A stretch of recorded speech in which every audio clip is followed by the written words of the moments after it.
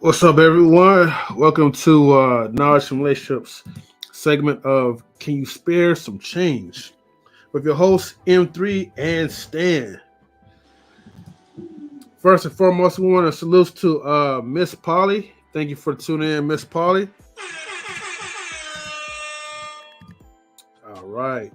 Thank you, everyone. Now, I may have my camera off periodically, a little bit more often because I gotta tell most of these folks, man, that I just recently had a surgery inside my nose that had to do with a bunch of allergies. So, key for me to not blow my nose like all around. You know what I mean? I'm gonna probably have my camera off most of the time. Salutes to the Intellectual Soapbox, Mr. Best. So salutes to you, my brother. Yeah, this is gonna be I don't want to cause anyone's stream and be demonetized, especially our own, but we're gonna kind of go heavy on this topic. So so the title is Why Men Have No Dating Standards. And I feel like this is gonna kind of correlate a little bit, man, because when Sophisticated Drink and I, we had our little live stream about it. Yeah, man. I mean, it definitely went a lot of numbers went up. I'll say like that. I won't say it was super viral, but it was just enough. Salutes to Embrace the Grace. And I know we spoke a little positive about other communities, but this is more of why we feel like men have no standards for dating. Phil, we got proof. Yes. There's no feelings. We got empirical evidence. Right. And with that now before we start, right? Yeah. Women, you are no better. So what you're not going to do is come on here and say that's right. What you're going to do is have some compassion with the explanation on why this has happened. This is not male bashing. There's going to be something new for you where you're going to have to align with people and have an understanding or share an understanding and have a compassionate spirit about why someone is probably doing this. Once again, this is not about you coming on here and bashing. This is the year 2024. We will not be doing that. Okay? But you're more than welcome to join us. But no bashing. Yeah, we're definitely going to send a link to you guys, but let me go ahead. I want to just play the first video, okay? Now, this video is not meant to intend to offend any race or nationality or even our own people, but I do have to share a little bit of truth to it. Because remember, as opposed to the real world, we still have people that tune in into these social media networks, and we have our own people spewing out a lot of rhetoric that I want to make sure I point out there. Again, okay, look, I'm just using this person as an example because a lot of times our men tend to bash certain groups of women, our own predominantly, and then they praise other groups. But then I'm going to explain why a lot of men tend to pretty much, you know, settle and have no standards. But I'm going to open off with this real quick, so I can debunk any type of myths whatsoever about anybody thinking that a certain community just loves to fall over their laps towards us. So let me go ahead and play this real quick. Spoiler alert, okay? Go ahead. And this Latina, she's going to admit that she is not attracted to a specific group. Latinas, Puerto Rican girls, the one who talk to black guys. That's irrelevant, okay? Most of them are racist, 90% of them. So that little 10% means nothing. And if you don't know, the reason why they're able to deal with you is because they're not on good terms with their parents. That means they had a fallout. They've been disowned. That's why they're able to deal with you. As long as they're on good terms with their family and their people, their friends, they can't deal with you, man. It's against the culture. And let me pause this real quick, okay? Again, I'm not targeting the Latino community. I'm just using this as an example because the majority of us tends to praise other groups because we go through our own personalized issues. But I need to spread some awareness to you guys, some reality and truth before we get to why you guys have no standards. Again, let me go ahead and play this and we'll get to it. What's the most attractive thing a guy can do? Not be black. So what? That's not your type? Yeah. Really? What's your type? Not black people. Hey. What's the most attractive thing a guy can do? Not be black. So what? That's not your type? Yeah. Really? What's your type? Not black people. All right. So, because I have to start with an opening, right? That is going to offend people, but it is what it is. Now, how does this correlate with people not really having standards when it comes to dating? Well, lately, our people, especially, have been taking like a lot of L's. We've been so hurt and conditionalized by our hatred for our own people and vice versa that we think the grass is always green on the other side, which it could probably be you know, true or whatever. But the grass has been green on the other side. For some, but For not a lot. for. I instead For a this lot. this For a the lot part of where people. You this know, for the- her when she said that, right? I bet you she's in LA. A bunch of guys are thirsty and always like, "Ugh, I want the Latina," right? And they're always selling that point, you know. And I'm agreeing with you, right? yeah. But I bet you this is the same chica that'll go ahead and date a light skinned guy or a mixed black guy. Well, here's the thing. That's only one out of many so far that pretty much discounted black folks or whatever, right? But Yeah. here's the thing.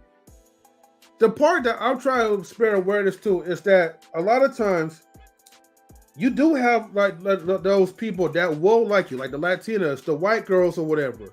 But it does come with stipulations within their own community. See, white girls who are like thick, voluptuous, they know that the black man, right, is going to be the Superman that's going to pick them up when their own people don't like them because they're overweight. And that's true. Think Are you about gonna this, play though. the video? Are you gonna play the video where the white girl explains to the black man about the value? Because I sent you that video. Yeah, we're gonna play that. We're definitely gonna play that. Because she said like there's no Come on. value in the black man actually liking you. If you're a white girl, there's no value in that. Like Right. yeah, you're gonna find love, but there's really not a value for a black man to actually liking you in a white community if you're a white girl. Right, because they look at you like a reject. But that's the same thing for like, you know, most people like in the Latino community. I'm looking for it right now. Because the thing is, here's the thing. I'm not saying all of them, but the majority of them, we're trying to dab into like the culture aspect, right? Because the thing is, our people, we're always going to be open for outsiders. But then when it comes to their side, when we want to get a turn to be united with their people, like I said, not the Latinos girls specifically, but the families behind it. Unless if you're like a well-to-do black person, you gotta all salute to Grizz. This is not a pre-recorded. This is live. What's They're up, not- Grit? Yeah, they're not gonna really want their daughters to mess with you like that. No. Well, until they get daughters get older and they want some grandkids, and they're like, look. Well, yeah, until they get rebellious. Get her out this house. Like, yeah. But that was the important thing when she said it is because it not only applied to just black men, but if you're not white, like white men are number one, right? Mm-hmm. So that also applies to other groups of men. It's like in that community, mm-hmm. you know, if you date outside, it's not like, ooh, you know, for a white girl say I'm dating somebody who's not white and somebody who's not black.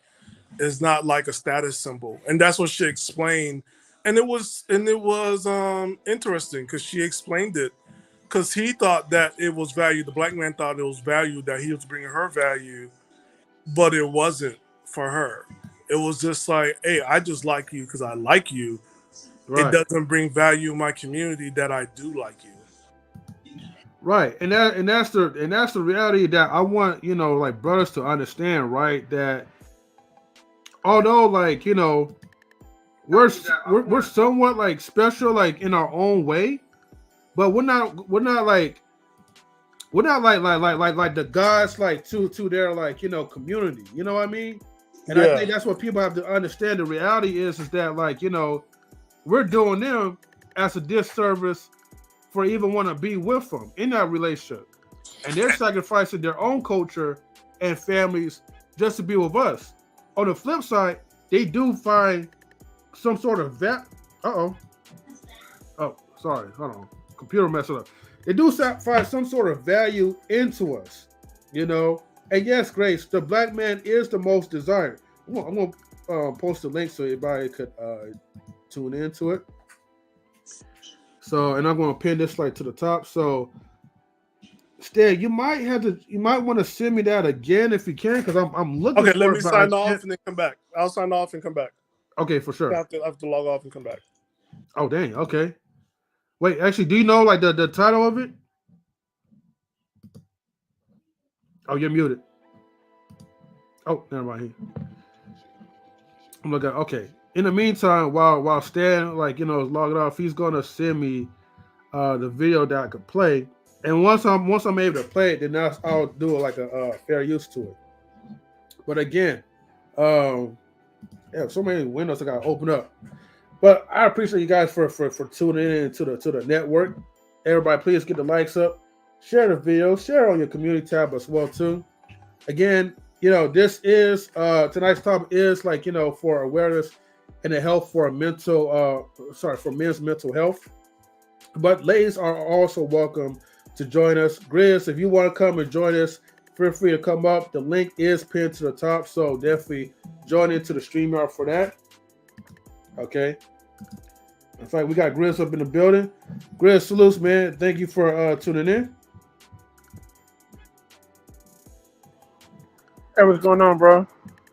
Nothing much, man. How you doing? Cool, and just got off of work, bro. I'm over to the hut. I got 2 days off. I got 2 days off, and while my 2 days, I'm about to work on some videos and stuff. But yeah, no, I just want to let you know, bro. Like, I've met some men who have absolutely zero standards about just dating any type of woman, and I'm like, so like, what if she got what if she ain't got her hygiene together? You know, what if she got nappy hair and she smell like ooh, and like, well, you know, we can always clean her up, and I'm like, bruh, you shouldn't have to clean a woman up. She should be able to clean up herself. You know what I'm saying? Like you shouldn't have to go out and try to make a woman desirable just for your own personal desires. Right. But the problem is, Grizz, is that like, we condition a lot of like, you know, like women that they could just like, you know, be all kinds of ways. They don't have to really do much. They could just be as who they are, and we'll easily like accept that. And because like, you know, we easily accept those type of women, they don't have to try as hard. You know what I mean? And right. So, no, I mean, yeah. I'm sorry. Go ahead. I'm sorry. Yeah. So it leads us to always like, you know, wanted to be, be successful, wanted to do certain things, just so you could get like pretty much like the most mediocre woman that you could ever find, and hopefully they could accept you as a man. Why do you think you got people? What's that guy named? That NBA player, who Jalen something. Who, I mean, we're gonna be talking about him like on the next live for me and Sophisticated Jerk, but this guy is making good moves, making money off the NBA, but then yet you sell for someone who pretty much like had babies by Bow Wow and Future. Gold diggers. That's crazy, bro. No, I mean, Gold diggers and dumb athletes. Yeah. Hey, know what? I'm gonna like, cause like, so I've been married for quite some time, right? Cause like the woman I'm with, I'm like this. She actually, let me put it, she made me want to level up, bro. Like even though we've been together since high school, but like she made me want to level up, and also too, it's like she made me want to like change my vernacular. She actually helped me to have some standards. Like she actually helped me to not I'm gonna say to grow up, but have more skill sets because like I was like a certain skill set. But and also and like I just feel like men should have some type of terms of okay, she should at least look deep at the women, men or women, like the men. Sorry, so the men, I feel like they should have a woman who has some type of standards, like wanting to level up, wanting to be like if not an entrepreneur, at least have a 9 to 5. At least have some type of standard as far as life goals. If that makes sense. I don't know that, Grizz. I don't know about that, and this is the reason why, right? Because this whole thing of like level up and being entrepreneurial and hustle is becoming more and more like a cliche. Yeah, right? I know. Right. And there's something a little different. Like you do your 9 to 5 for men, right? It's not always 9 to 5. For us, either 8 to 4 or from 8 to 6. Like we're doing overtime. Right. You know what I'm saying? Like it's not always I just got done doing overtime. You see? So that's what I'm saying. Like it's not always, it's not cliche when it comes for us. Like it's different. Right. And it's always, and here's something too about leveling up. Like leveling up comes with a price. And everything comes with a price. I think but it's more important, like if you're in a partnership, right? Right. If you're in a partnership, let's be honest here. If I become a manager, I'm not going to make it home at 5 o'clock. Right. Yeah. I might oh my God! No, you are not. Maybe an 18-hour shift, brother.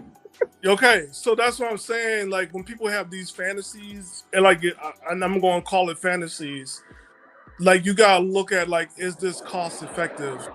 Because if you want somebody to achieve stuff just for you to get more stuff, and it's just stuff, right?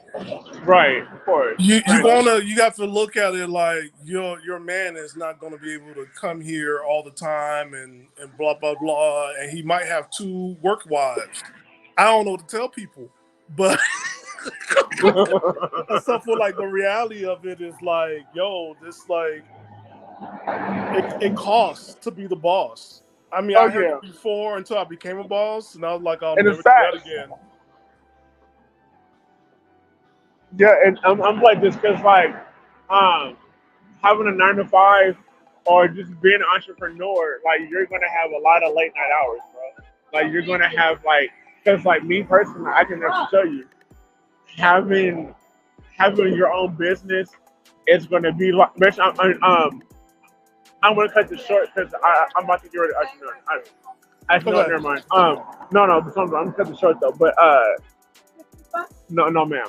No, but having just between 9 to 5 entrepreneurship, just like how you said, it costs to be the boss, and also too, if you're just starting your own business, you're gonna have a lot of late night hours where it's like you get off of work, you go to another job and create your own. And so and so it probably that becomes a 9 to 5.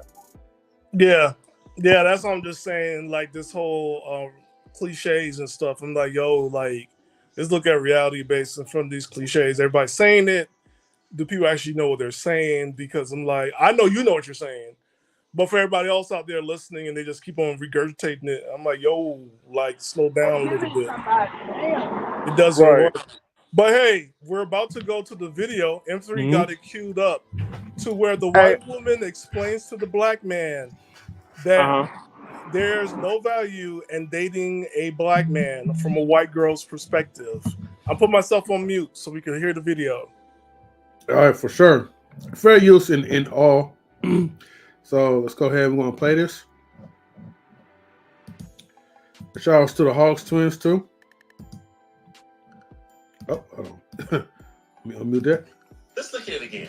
Yes. And you get attention from black guys. Yes. In my experience and all the other white girls that I know, we don't think that getting attention from black guys gives you a status of some sort. If you get attention from the white guys, you do have the status more than if you get attention from black guys. As a man, I'm going to have to respectfully disagree with that. Well, as a woman who gets attention and who grew up in a white culture more than a black culture, I'm going to tell you that getting attention from black guys is not a badge of honor if you're white. She's basically telling y'all like we're like the lowest of the class of any other race. But who cares about their opinion? But you understand what she's saying? Like this is her culture, right? Yeah. It's not even a insult. She is just telling the truth. Like she's still on a date with him, right? Yeah. He's thinking that it's value. He's thinking that because I'm dating outside my race, I have value. And she's putting the reality for him like, yo, for me, it's not the value because I'm actually going out with you because I like you. But I also understand for me in my culture, it's not value. It's not an insult. It's just her reality. And for him, I think a lot of times it's an example of the panels, right? He's just saying, no, that's not it. It's like, yo, it's not about your feelings. It's about like what's actually happening for this person. Yeah, because here's the thing, right? But that's why I was saying it's not as a way like to diminish us, but the reality is that for him, he may look at it like it's value because again, we're always in open arms and we do give praise to our own people when they go out. Just like when black women find white zaddy, they always get a whole bunch of praise by their own women. But then, yeah, of course, if that was us the other way around, oh, we get looked frowned upon. At the same time, even more to go further with it, you know, our own people, our own black men will kind of like, you know, give us the wink, give us the dap or whatever. Because then they feel like we upgrade. Black people be like, man, I understand, my brother. I understand. Right. That's what we don't get no dap. You like, oh, I understand. We get the nod, you know, like okay. We get the nod, and also we get like, are you okay? How did she? But they're like, you made it right from the other side, but. You know what I'm saying? The black man will come up to you and just like, it's okay. The white woman gonna treat you well. The Latina, it's gonna be okay. I know the black woman hurt you. That's what we gonna get. Oh man. Meanwhile, on the other side, you get the people that will be shaking their head, speaking bad about you in their own language, native language, and you won't even have a clue what they're saying. No. Let's go ahead. We're gonna continue the video. Yeah. And I'm white. You are white. Yes. All right. Now if a white girl gets attention from a white guy, that's more valuable in white culture than if she gets attention from a black guy. If she gets attention from a black guy, that doesn't make you a better anything. Like that doesn't raise you in anybody's eyes. As a matter of fact, in some people's eyes it does. As a matter of fact, it's a little bit of oh, you know, she's basically not good enough for the white, so she's good for the black guys. That's how it's looked at with white people. I see it the opposite way. She said, yeah, if a white was with a black guy, because she's not good enough for a white guy. White guys don't want. Damn. But let's be honest, nobody's really dating a white woman just to get her away from a white guy. Yeah. I mean, like that's the whole thing. Is like, but the whole thing I could see it like maybe it was probably a status in the 60s and 70s, early 70s. I don't think so much it was a status like for 80s, 90s, and now, I mean like that stuff is like it was a dime a dozen. Mm-hmm. I think it's just the reality of Stan, like you said before. Unfortunately, yeah. Unfortunately, like black men has been hurt, and I'm talking about for ones that do have a valid reason. Because if you're not getting support by your people, you're gonna look for support. Let's call it what it is. Like, look, let's go hard in the paint. Let's just go there.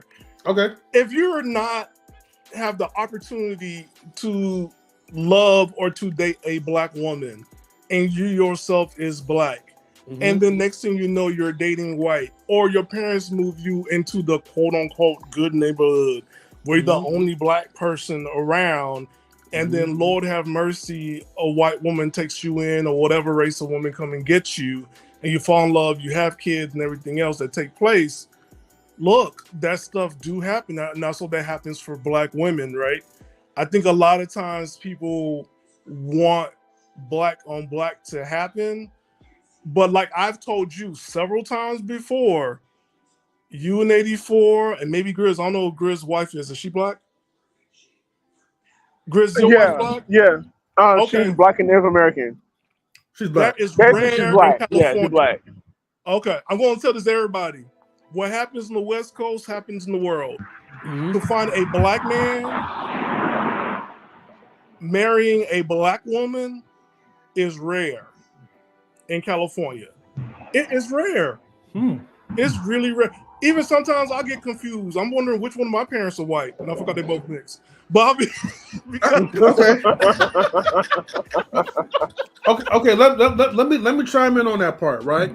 Yes. To a certain degree, I do believe where you're coming from, because I've noticed that, you know, a lot of times, right, especially like from where I live at, I'm gonna mute Grizz, right, because I hear too much background noise. Where I'm from, in this part of the Bay Area, I'm starting to see less and less of, you know, black women that's out, like in my area. Let's say you go to, like, you know, you used to go into like San Ramon or Pittsburgh. San Ramon is the home of of mixed race couples and mixed kids. San Ramon is the home of the light skins. That's of the mixed light skins. Let me make that clear. San Ramon is like everybody black got a white wife, and it's a whole bunch of light-skinned black kids, or they might be dark because they mixed with something else. But that's what San Ramon is. San Ramon, I have never seen black on black. I don't even see that with the mixed black kids dating each other. But the point I'm making is that I rarely see, like, you know, a lot of black women, yet alone attractive looking black women in those areas that I be at, mostly. Whether it be San Ramon, whether it be Oakland, whether it be well, okay, you don't have Oakland, but again, I'm starting to see more of like the Latinas, as opposed Latinas, a couple of whites, but mostly Latinas, Indians, and whatever, right? But the majority of, I'm seeing more of them than I'm seeing like a lot of black women that's out there. And if I was the type of person, if I were a single man, I would have a hard time looking for a black woman around the areas that I go to, because a lot of them don't be out there like that. Or they don't want a black man. I mean, it's fine, but I'm just saying, if I was in that situation, I would be really messed up. You know what I mean? Be messed up. If I was looking for, you're not gonna look for nothing. If I was pro-black, looking for you. You won't get to look for nothing. You're not allowed to approach. What's up, Smitty? You're not allowed to approach. You can't say nothing. You can't be thirsty. So you can't do that. It's the Bay Area, and they're gonna approach you unless you go to an all-black spot, which is, I don't know, maybe Afro Beats. You know, you might have to go to the Afro Beat spot or someplace like that.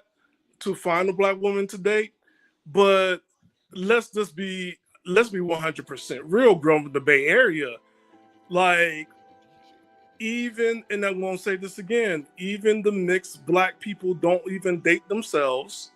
They don't date black girls. They don't date mixed black girls. They date white, and they date outside, and they date Latinas. So Yeah, I never seen like a mixed black woman would date like a dark chocolate brother. Yeah, they do go to the whites mostly. and I'm the same for the men too. Like they don't do it, right? So I'm just gonna put it out there and just like keep it 100% real. And I said it's rare. If you're a black woman and you're dating a black man in California, you have a gift because it is rare. It is super rare. I don't care what people feel. It is what it is because this is what we see every day. It's rare. Now I'm not gonna speak on this like we're some like incels or whatever, but incels, we see it on the freeway, Walmart, Target, Burger King, McDonald's, restaurants, IHOP, PTA meetings, YMCA, fairs. You know, right. It's everywhere. So it's not even church. Woo! Church. Oh, no, here we go. Church. Church. but I will put like this though, right? The overall, because I know like in this subject is basically like why men have no status in dating. Overall, wherever you're black, wherever you're white, I'm still seeing like a influx of men, period, just selling for the wrong people because they don't get enough booty and they don't understand like how to be a true man of value. A lot of them does not even know how much like we are worth as a man. You can't know how much you're worth if you have no vision for yourself, number one. Number two, you're also looking at people who want to be loved. And again, if you're not loved by your community, you're not loved by your family, and here's somebody coming by and they say they love you and they show you they love you, guess what? They're going to go to where they're loved. We always say in these panels, go where you're appreciated, right? He's going to go where he's appreciated. That's it. You know what I'm saying? There's nothing wrong with you going to where you want to go. The only problem I have is like these outside sources, they be coming at these brothers so hard tenfold. Look, if you're a passport brother, you choose to date someone that's outside of the United States, you do what you do that makes you feel happy and accepted. I don't know why we have all these women that keep complaining about the things that brothers be doing. And when brothers in the United States find someone else that's not black in the United States, they want to get shamed for it. Or if a brother dates a light-skinned woman, they still get shamed for it. So you're damn if you do and you're damn if you don't. But guess what? M3 don't really care about your feelings and what you're going through and how you feel about the brothers making the decisions and the moves. Okay? Let the brothers do what they do. Let the brothers say amen. Let me get this minute real quick, man, because I'm liking like the light effects, man, and he's just chilling. So Smitty, man, respect, man. Yeah, Smitty looking like he's in a cosmic being. He's a god. Like he's going grace us with some knowledge. So I'm just coming in, I had to come up, show the fans some love. So what exactly are we on? Definitely. Oh man, so I'm gonna catch you up on it. All right, go ahead. So we're looking at, does black men have standards in dating? Right. We just saw the video of a white woman explaining to a black man, like, hey, there's no value in her dating a black man in her community. He's trying to correct her, and she's like, no, I'm white. I'm from the white community. When I'm dating black, it means that it means I can't get a white guy. And that's what it means. It doesn't mean that, for her, she's dating black because that's what she likes. For him, he thinks that he got a white girl and that brings him value. And then before that, we saw a Latin woman, before that, a Latina, who said like she'll date whoever as long as he's not black. All right. So Those are 2 videos we just that M3 posted. okay. With the can't find nobody or wouldn't date anybody in my community. I'm gonna be honest with you. From what I know of growing up in particular areas, I would believe that that would only be something relevant to say from the person who was in a certain particular environment. Where I grew up, like if you take like from, let's say like middle school through like high school and college, I was living, excuse me, I had a hiccup. I was living in an area where basically, like honestly, Brody, it is a very decent area. It's quite a few of my homeboys who the mother of their child is, you know, mutual friends and vice versa because of where we live. The only people that I know that would say such a thing are the ones who definitely are in a rut. They are really truly the ones who are in areas and places where you don't want to stop for gas. You just want to hope that you can make it and pass through there. You just want to breeze through that motherfucker. You ain't stopping for them now. We ain't get nothing to eat from here, nothing. Y'all just hold on, kids. Here, take these chips. Damn it. Just hold on.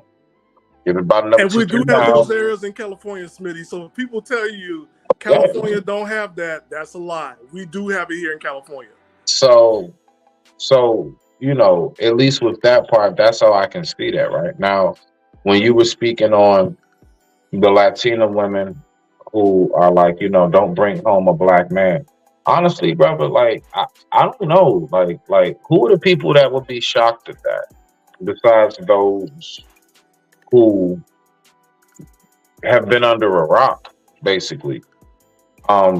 Most of us know out here, us as African American men, and for those who don't know, I'll help you out and break it down.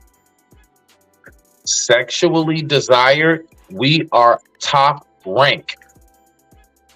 There is no other, you know, race of man that is more desired than the darker complected. All of us up here, that shit is gold throughout the world. Okay? Now, when it comes to legacy and bringing into the culture and the family, we are bottom of that. We're top of the food chain when it comes to the sexual gratifications. But when it comes to bringing home the mom and dad and meeting, hey, that's my sister and brother and grandma and auntie and uncle, most times, no. And it's not just Spanish. What? Africans say the same thing. It's a lot of different places. Don't you bring them American niggas home? It ain't just them. Don't get that shit twisted. So all of they love us. No. They love to fuck us. They love to have sex with us. They love to parade us around as a trophy. Like, look, I nabbed one. Just how a lot of brothers here be thinking that is something to nab what we think is exotic because she's from somewhere that's not here. Exotic is, to me, really the rare woman, period. But when it comes to that, you know, I just wanted to kind of throw that piece in. I'm just saying, as far as the Latina women who don't want to, like, you know, bring us home and all that other stuff, that's age old. Bruh, you got Dominicans who look just like us who don't want to bring their own who look like us home. Hey, and they're Dominican. I could be a Dominican man, my Dominican woman who is right around my complexion, maybe a tad light or whatever it may be. She can't bring me home.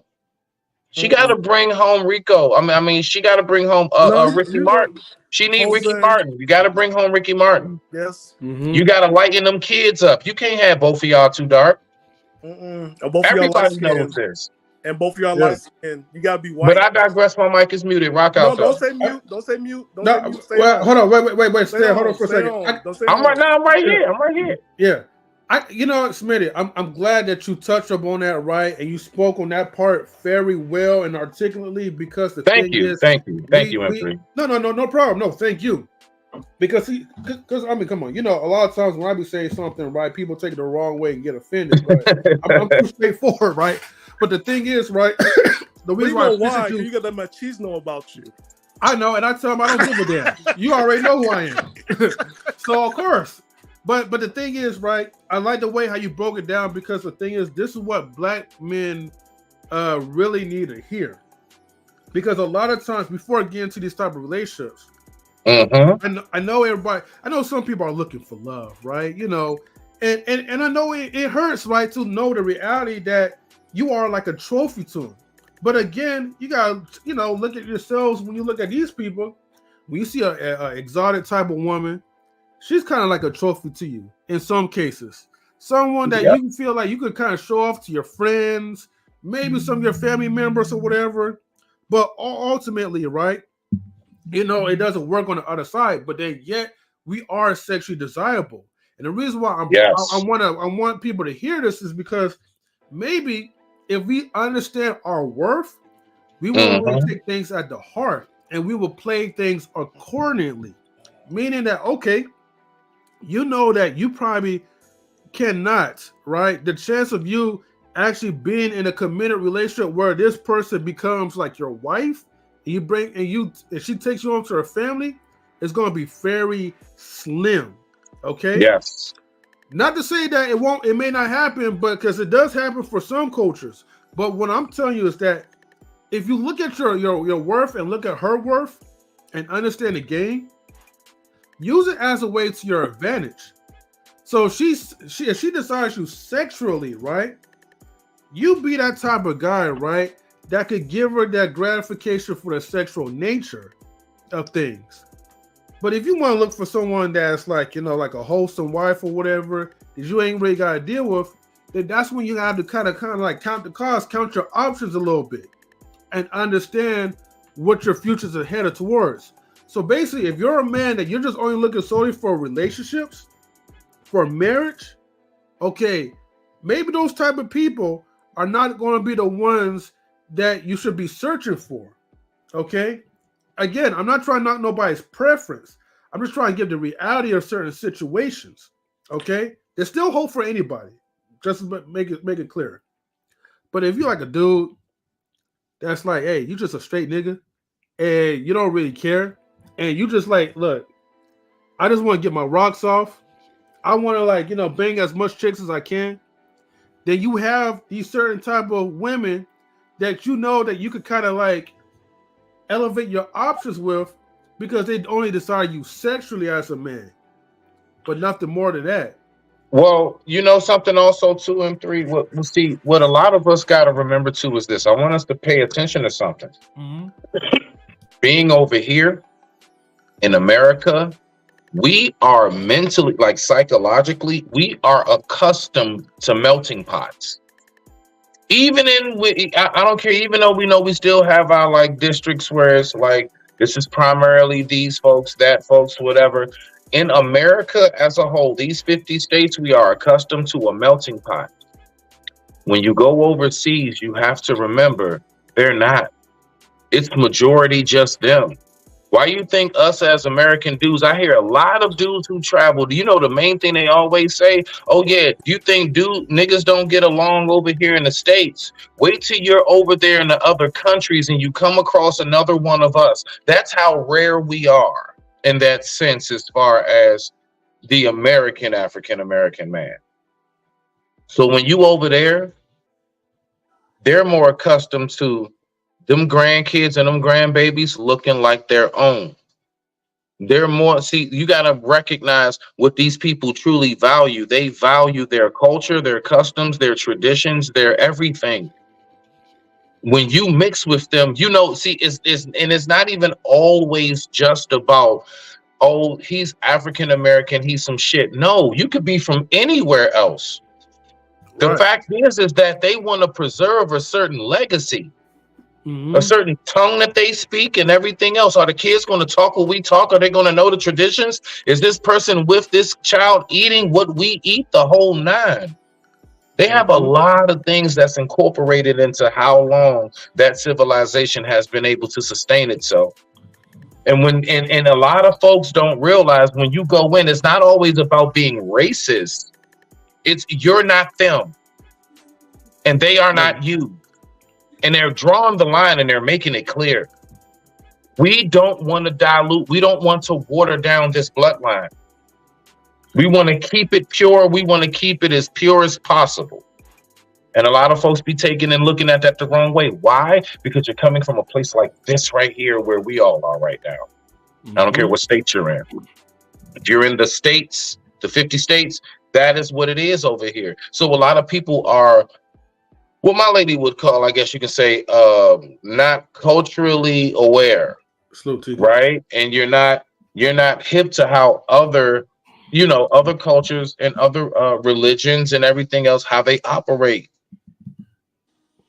They don't know how you gonna raise their grandkids.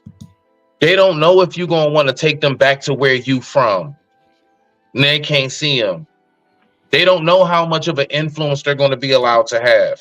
So they don't want you to come into the family. Now, does the cousin and the niece and the auntie, do they want to go ahead and see what's up with you behind the cookout? You damn right they do. Meet them in the parking lot. Yes, they do. You just can't come to the cookout. They'll bring you a plate. They'll bring you a plate. You just can't come to the cookout. And I think we really need to recognize that. But I digress. My mic is muted. Rock out. Don't say mute. Don't say mute because I still got a question for you. I'm gonna add Go ahead, Brody. But I'm going to add on to that. Better yet, bring your own cousins and friends over to the cookout and get them pregnant.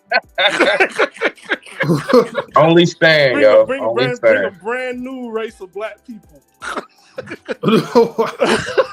But this is the thing I want to talk to you about. Could it be that when black men think they have a preference that they don't understand or don't know that they actually are just fetishized? They have the illusion they have a preference, but they don't know the other side of it is that you're just fetishized. That we are fetishized? What do you hold on, break that. You're just fantasize? What? You're just fantasizing? No, fetish. Fetish. Yes.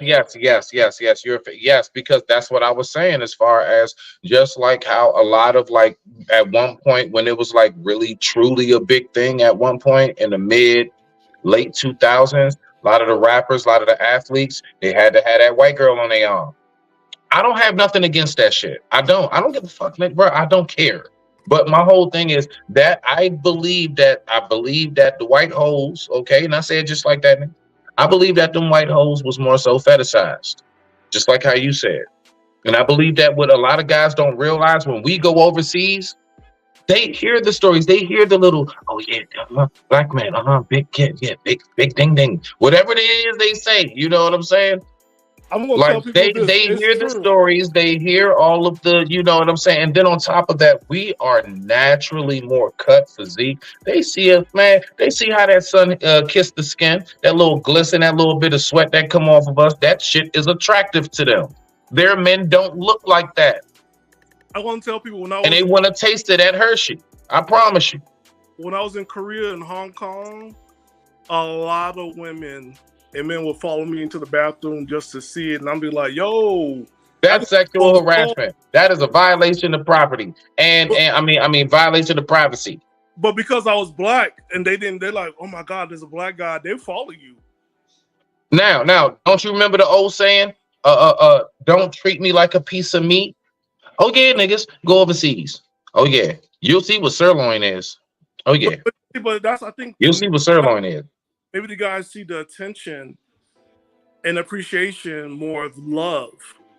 And they no.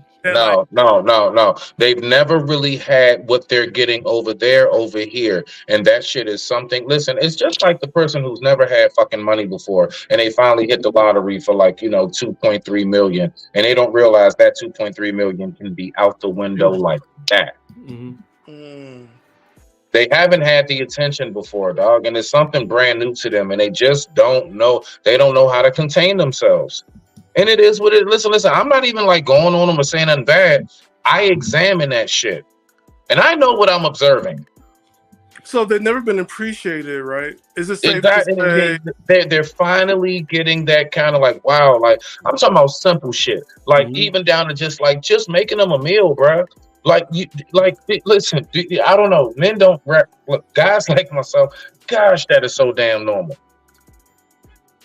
I don't get what the big fucking deal is. Women in my family cook from growing up, from my mother, grandma, aunts, cousins, everything else. Women I've dated, they've always made me meals and things. I don't get it. I don't get what this big fucking deal is about that shit. A lot of women don't cook, sir. Yes, the fuck. I don't. Who do you know? Who do you know? And Stan, you even said it. You said you were no. You said you got a thing for them toxic sluts. You know, you said it, Stan. I heard you. I remember it's on my show. It's on my show, Stan. There, a lot of women don't cook.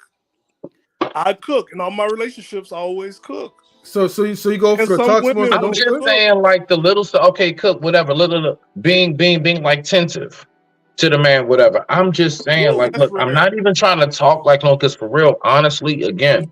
Remember, I'm a guy who's a late bloomer. I didn't give my virginity to the mother of my child till I was 20, bro. I was 20 when I finally got my first piece. You smell me now? So I ain't know. And then I was in a relationship 12 and a half years after that. Yeah. But so I'm just saying, as far as, but after her, I've had me a nice amount of, experiences, from this kind, that kind, light kind, dark kind, everything, the larger, the smaller, the everything, the business, the hoodish, the other, all of that. I done had me a nice little taste of it. And what I'm saying is that I've recognized, bro, that point blank period, it's really just,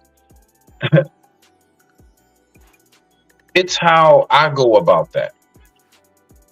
How I go about that situation is going to determine a whole damn lot. Everything that we talking about up here, I had to recognize, well, a lot of that fell within myself. And when I started to change a lot of shit, that's when I got a lot of things under control. But I will say, I'm not going to mute my mic, Stan, because I know you still got something. Go ahead, Stan. I'm not going to mute the mic. I'm right here, Stan. Sir. I think the women are. I got grip my mic, not muted. Don't leave for the bus. I know Tika don't cook for her man. Damn, I ain't gonna call her out like that. I'm gonna call her out because she was on last night. So hey, you just doing that shit because hey, hold on. All right, so God, man, because I told her. All right, so look. All right, so look, we're gonna get it out the way. We'll get it out the way. All right, that's my lady, and she actually does cook for me. She cooked for you? She made me red snapper. She made me cabbage. She made me See, that's rare.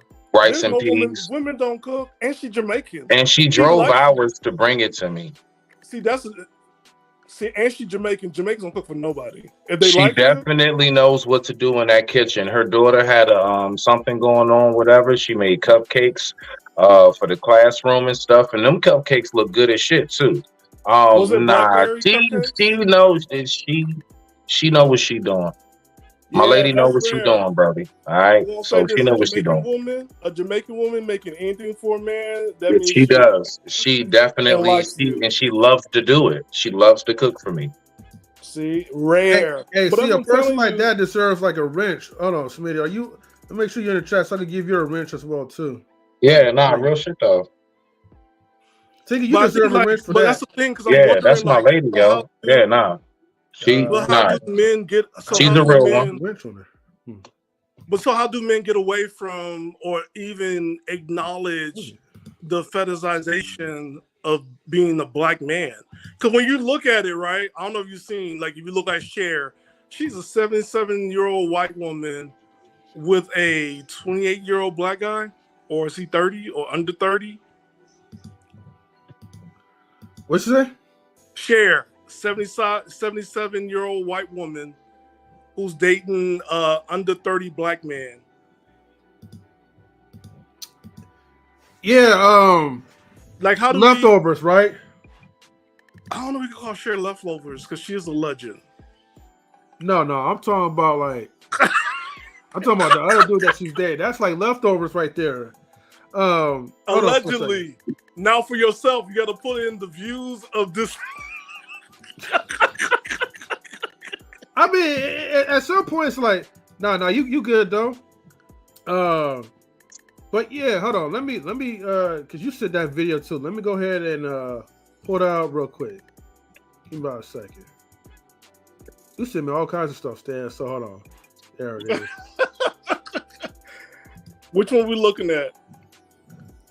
We're gonna look at share with the leftovers right now. So let me go ahead and stop the screen share and present this file real quick. There we go. Hold on for a second. Excuse me, y'all. All right. You good, M3. You good, Brody. You got allergies already? Is allergies for you already? Yeah, but I had surgery like yesterday, man, and I had like scar tissue in my nostrils, so okay, yeah, get that removed. So that kind of got you triggering it, you know. Got you. Okay. Nah. Wish the best on that. Let's go ahead and rock out. Yeah. Okay, but you guys can see the screen, right? All right. So, yeah. Everything right there. All right. So it says like, let's see. I would never go over the fact that Cher is 77 years old and took Amber Rose's man with no regret. But here's the thing, right? This is kind of funny because the fact is that I believe something is pretty much like mentally wrong with Amber Rose in some cases. She couldn't keep Kanye, you know what I mean? And she couldn't even keep the young person. Here's the thing, because even though she's a little bit older than the younger guy, but Cher is way older than him. Now he might have a fetish for like old Krugers, and that's cool. You know, I don't blame him for that. I love my women nice and right. You know, she's a little overripe in my opinion, but the thing is, just like what Stan was talking about with Cher and all those other people, like they see some type of value when they get older. Definitely for sure. No, it's not a value. She is rescuing him. Are you sure she's rescuing him or he's rescuing her? I'm sorry. Is he stuck in a tree? She with the fire department. What do you mean, Stan? I hear the music in the. What man needs to be rescued, Stan? How does it? So what? You, I don't understand. Is he drowning? Is she the lifeguard at the local pool? I'm going to explain to you. When I see the picture, I hear the music. In the arms of an angel, far away from home. Now I still don't get it. She is rescuing him from Amber Rose. I'm sure enough. She's like, you poor black man, come here. Let me go ahead and feed you and give you some love and some validation. And what is your love language, sir? Let me go ahead and feed into your love language and take care of you. Because Amber Rose, even though she might be half black, she don't understand your value as a black man like I do. Okay, hold on, Stan, right? You just blew my whole high. Let me ask you this though, right? I got roll a whole another J. If Cher was in her 30s, her young 30s, if she was in her prime of the way how she looked, do you think she would be messing with that young Negro right now? No, she didn't. She never dated black men until she got older. Okay, so who was saving who? She's not doing him no service. He's doing her the service. He's saving her sexual needs. He's saving her because she knows that black men don't have any standards. I don't think a man can save a woman of sexual needs because sexual needs are at an abundance for women. How possibly does a man, unless he is that tree trunk of all tree trunks that she has been searching for, you know, with the swirl and he knows how to dip to the corners and everything else and hit the bottom. Other than that, I don't know what man can be a sexual savior for a woman when that is the least of a woman's concern. Now, a protecting, consistent, providing savior, oh yeah, absolutely. Oh yeah. Cher don't need that. She's 77. Oh yeah, that's where we come in. And then you know the sex, you know, that may be a plus for them.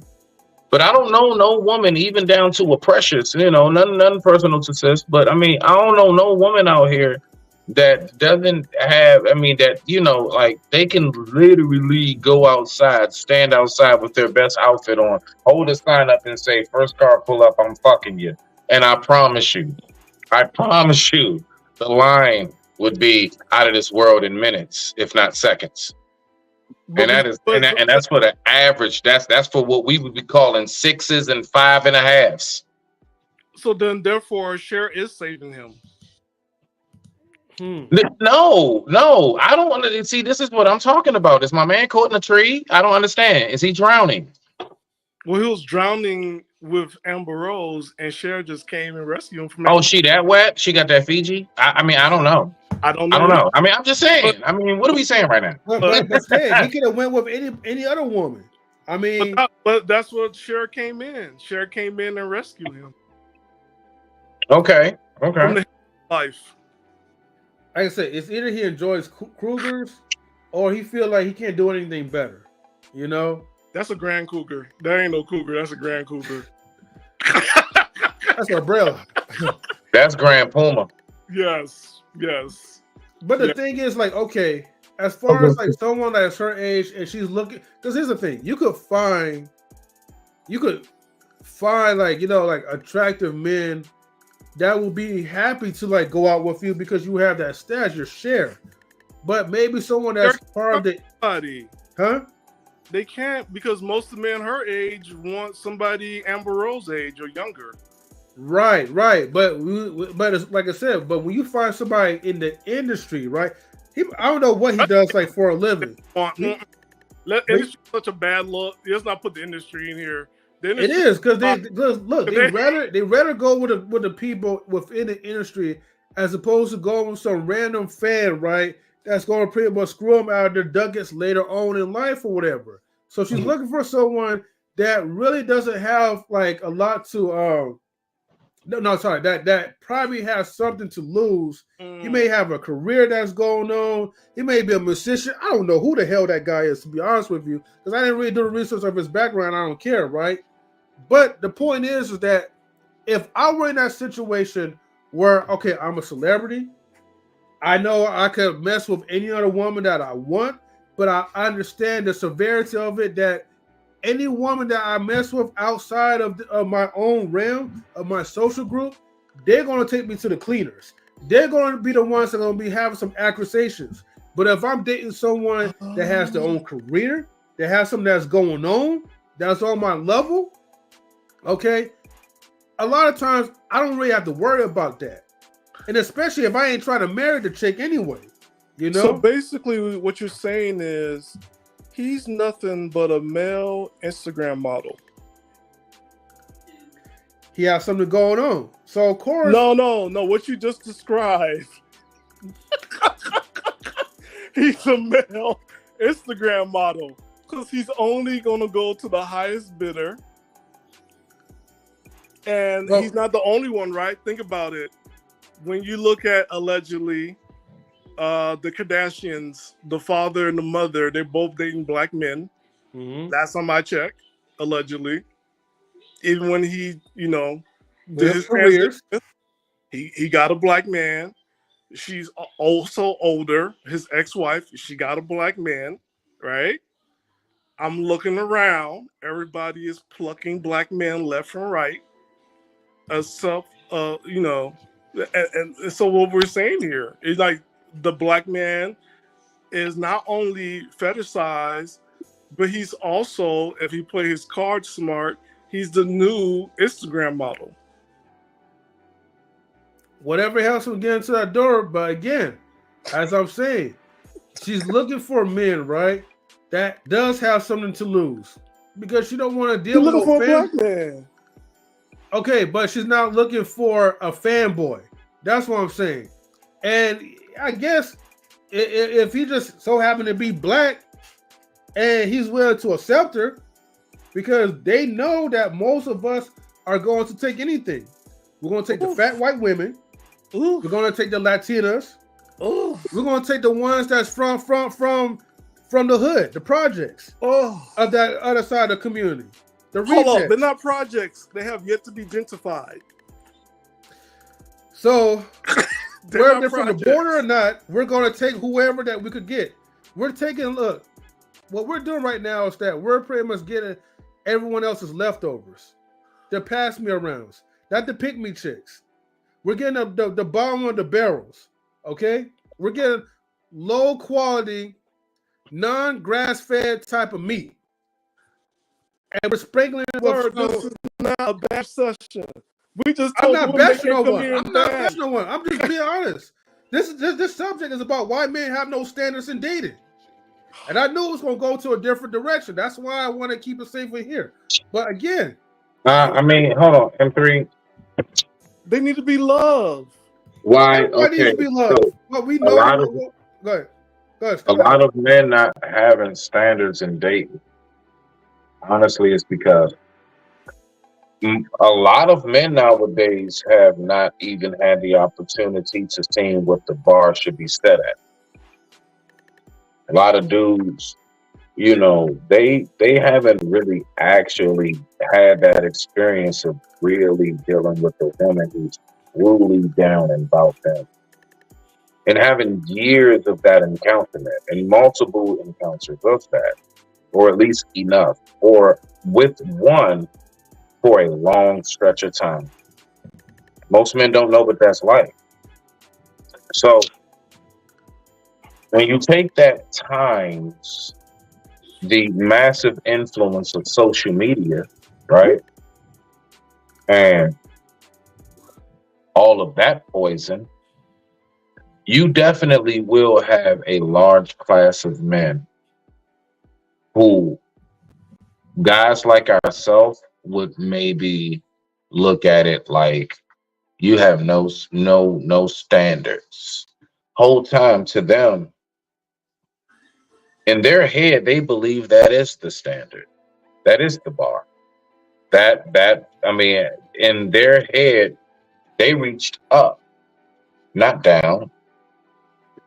So if you haven't, you know, you can't miss what you've never had, as they say. So basically, they haven't had the experience.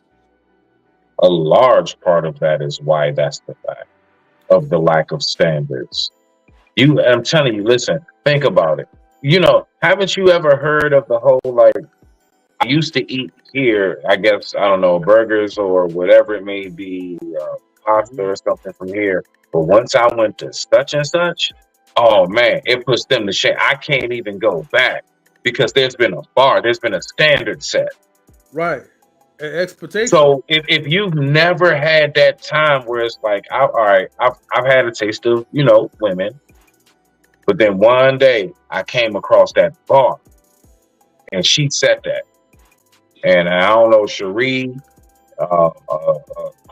Guade, whatever the fuck her name is, she set that bar. Mm-hmm. And from that point on, you kind of have a nice little peak. So even when you get, say, y'all don't work out, you get with another woman, it be little shit that this woman is not holding up to. You're going to be like, I peep. And it ain't got nothing to do with you comparing these two women because they are two separate individuals. But the fact is that you now have a bar that is set. Exactly. She didn't do little stuff like if y'all had a little issue, you would notice how the chick you was with before, she would wait till you guys get back to the car. She may yell and everything else, but she'll make sure the windows is rolled up and everything else. Y'all behind 10. The other chick, you notice, she'll say that shit right now in aisle 10. Right. No holds bar. No filter. And you were sitting here looking at her because now you know what that experience, and now not just that, even down to maybe how your mother treated your father or whoever she might have been with, even down to like, you know what I'm saying, you witnessing other experience, you know what I'm saying? Not just the ones you've been in. You have seen a bar that has been set. You know how a women of a certain caliber conduct themselves. Mm-hmm. So anything outside of that, it's going to be picked up like that. Pick it up just like that because it's too easy to read. Right. But I digress. My mic is muted. So this is a part, right? That and thank you, Smitty, for sharing this, right? Because Stan, I did say this before. Yeah. You know, but I said it in a different way that a lot of times because like, you know, folks, especially like our people, we tend to settle for a lot of things is because we don't really know the true potential. Well, just men in general. We don't really know the true potential that we have. Wait 1 second, right? I gotta give a warm salutes to Kings of Dreams. Salutes, my brother. Thank you for tuning in. Much appreciated. And I gotta play the super chat song, and I'll continue what I'm about to talk about. But let me find the super chat video real quick. Kings of Dreams, if you want to come up, feel free to come up. The link is pinned to the top. But in the meantime, thank you for your donation. Your viewership of the stream is highly valued, and we appreciate the support. If you would like to contribute to the platform, you can do so by sending a super chat, super sticker, Cash App, or PayPal donation. Thank you for the kind gesture.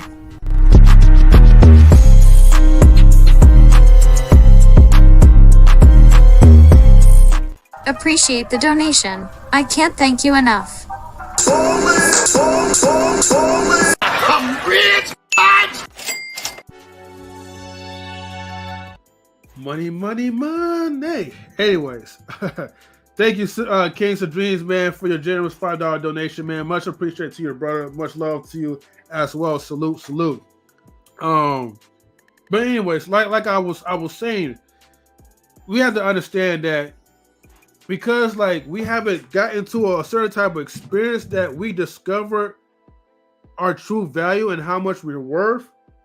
I'm glad that, you know, Smitty broke it down because I'm going to tell you like this. To be honest with you, personally for myself, it took me probably until like maybe my 30s or close when I was about to be 31 to actually understand that, wow, I have true value. I didn't even know I had this type of value until certain people start, and I'm not even talking about dating because I was already married, but as far as the level of respect from people, the way how people would treat me, and you know, unfortunately, the majority of them wasn't black, which I never had really like a lot of issues with black women, anyways. But just to understand that, wow, there's people that literally, you know, Latino women that will actually go out their way, and some Latino men will actually go out their way to actually have a conversation with me, to actually want to enjoy, like, be around me, enjoy my company. Hold on, so, Kings of Dreams have a donation. Excuse me for the stutter. But he says, can't pull up, but let's collaborate soon. Yes, Kings of Dreams. Actually, I was going to hit you up because I just recently had like a surgery like in my nose, and that, you know, just like allergy stuff. But as soon as I kind of like, you know, recover, I definitely want to collaborate with you. I just don't want to come up to your panel and just constantly like, you know, turn off my camera because I have to blow my nose and my nose is dripping and stuff. So thank goodness that I haven't had to like turn my camera all the way off throughout the entire show. But yeah, you know, I'm kind of going through it. But yes, I will definitely keep you in mind because, you know, I definitely want, you know, bring like Stan and Sophisticated Jerk with me so we could have these type of discussions. So salute to you again, brother. And thank you again for another donation. Indigenous Black Man says peace. Sherry evolved from being a cougar 20 years ago. She's a saber-tooth tiger at this point. Whatever, right? But yeah, no. Anyways, to sum up my point, I just want to say that, look, you know, I found a new respect for, you know, different, like, you know, races, groups, nationalities, all kinds of people. And when I started having an open mind, I'm like, okay, I don't have to just worry about getting the respect from my own people, but I'm getting respect from like other cultures as well too. But here's the thing, you can still get disrespect from the other side. It's just that I've now really discovered and learned that there's certain things that I will no longer tolerate as a human being.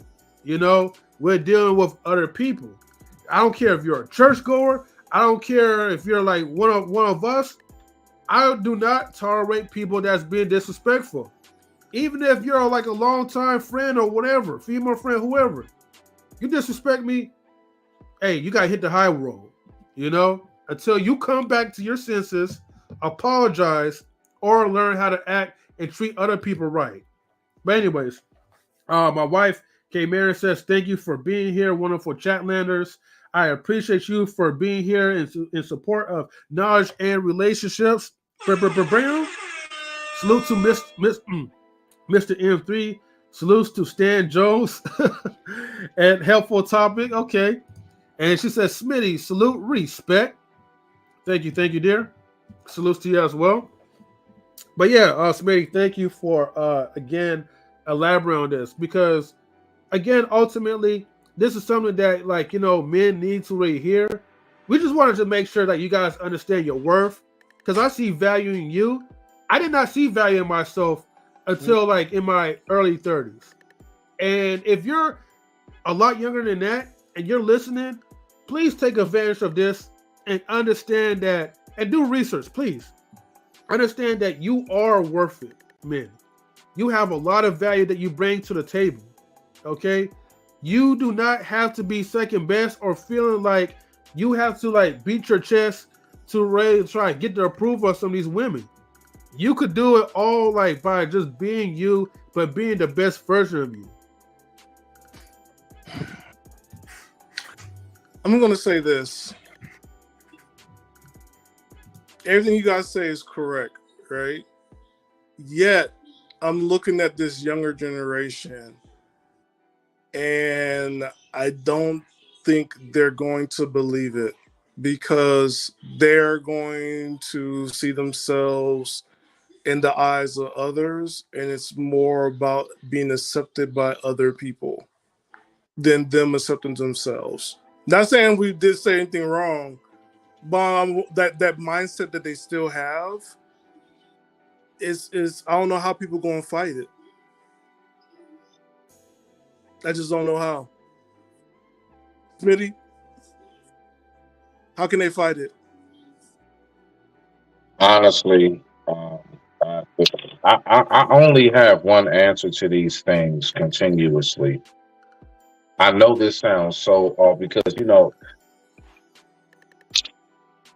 the way that I explain this, a lot take it almost like the one who wants to learn martial arts because they want to whoop ass. And you're hearing all about the cricket by the water and all this other stuff. And you're like, man, F all that. I want to chop bricks that's on fire. And it's like, slow down. You know what I'm saying? So it's like, look, everything you guys are saying, like, I'm not against it. I'm totally with it. I'm just saying, the fact is, when you talking about getting women and everything, I, for the longest, was trying to figure out how I could get a woman. One day, I stopped doing that shit. Right now, mind you, during the process of me trying to get a woman, I definitely got my fair share. I've had dates, and everything else, and but nothing lasts. Nothing was substantial, and honestly, a lot of that shit turned out to be nothing. It was just nothing. I know who the person is, and that's it. And then one day, I stopped looking for women, and I started searching me. Right. Then I started harnessing what I know were my strengths, and I started polishing up what I know are my weaknesses and my rough edges. And then I started chasing my purpose. Once I started chasing my purpose, women just seemed to come my way. I didn't listen, even down to, and shout out to my lady, you know what I'm saying? Salute the T. I met her in my home. I didn't even have to leave my house. I met her here. I was in my house. And one day we started talking. And it's been on like popcorn ever since. My point is, the reason why I do believe a large part of that was able to be manifested into the physical is simply because I wasn't looking for her. I wasn't out here, you know what I'm saying, like, using these YouTube and these Instagram and internet streets for, dating apps. I was just using it to connect with people, network, and figure out me, right? and also add some insight to where it is I hear great discussions are being had, and also listen and learn from where I hear the great discussions are being had as well, because I don't know everything. But my point is, in that process, you know, came across somebody definitely super dope, somebody I click with and connect with. So my point is, I do believe that chasing women is just like chasing that word that's on the tip of your tongue. The more you keep trying to think about it, the further it gets away from you. But as soon as you're relaxed, for some reason, it could be a day later or whatever, it comes to you, it just hits Oh, like that. That's what it is. Trying to tell you, like, and so I be seeing like I kind of see it in that like polarity. So like, anyway, I digress. When Mike gets muted, rock out, man, I'm dog. gonna say I this. appreciate it. Sidebar. Go ahead, Sidebar. Stan. You and Tika are the Afro Latino stories. I'm just gonna say that. Afro Latino romance story.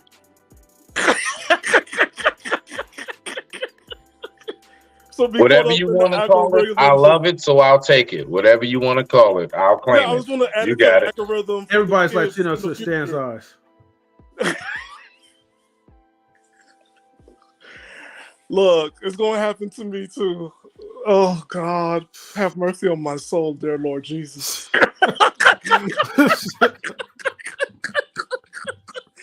I'm looking for my Latinas. Don't come Stan, for please me. stop thinking you're going to meet her at the strip club. That's where we got to start. Let's start there, Stan. Hey, sweet and low, baby. Where she at? Any stripper with that name, I'll be like, I got my dollars for you.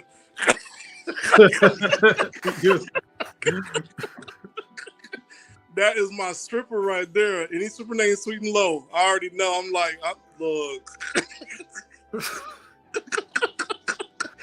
Allegedly. You gonna call her Azuka? Allegedly. Senor Azuka. How you say low in Spanish anyway? I don't know. How you say Oh, say what? How you say low in Spanish? Yeah. That word I don't know in Marcus, particular. ¿qué dice, how you say low? Como se dice low in Espanol?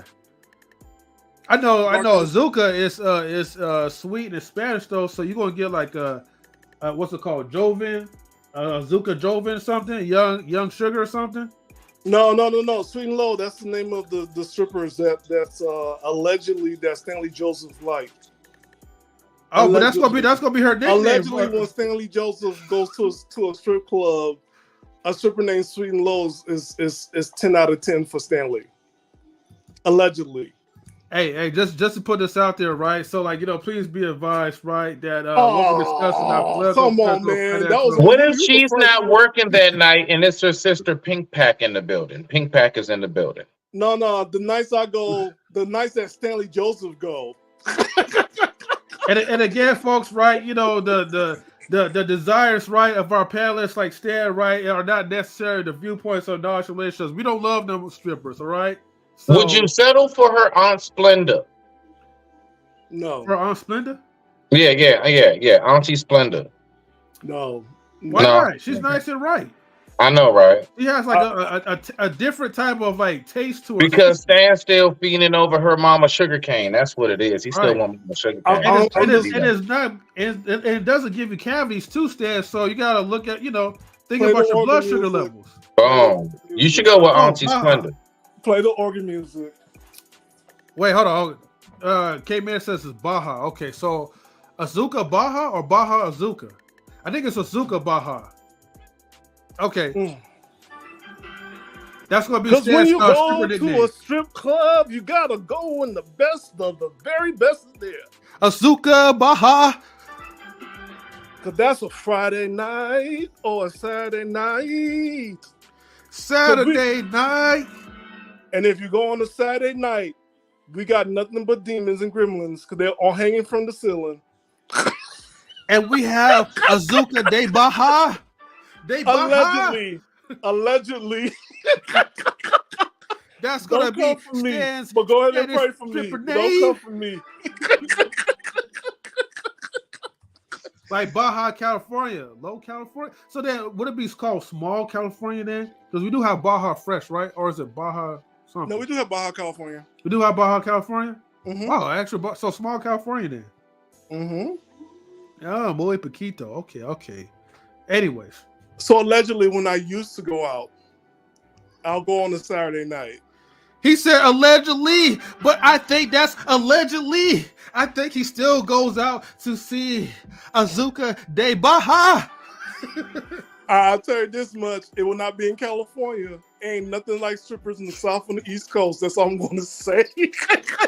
Allegedly. Says, I hope they invest in baby rights working 8-hour shifts at the strip clubs. Oh, damn. Some of them got showers. What, in the club? Okay. Pray for me. Just pray for me.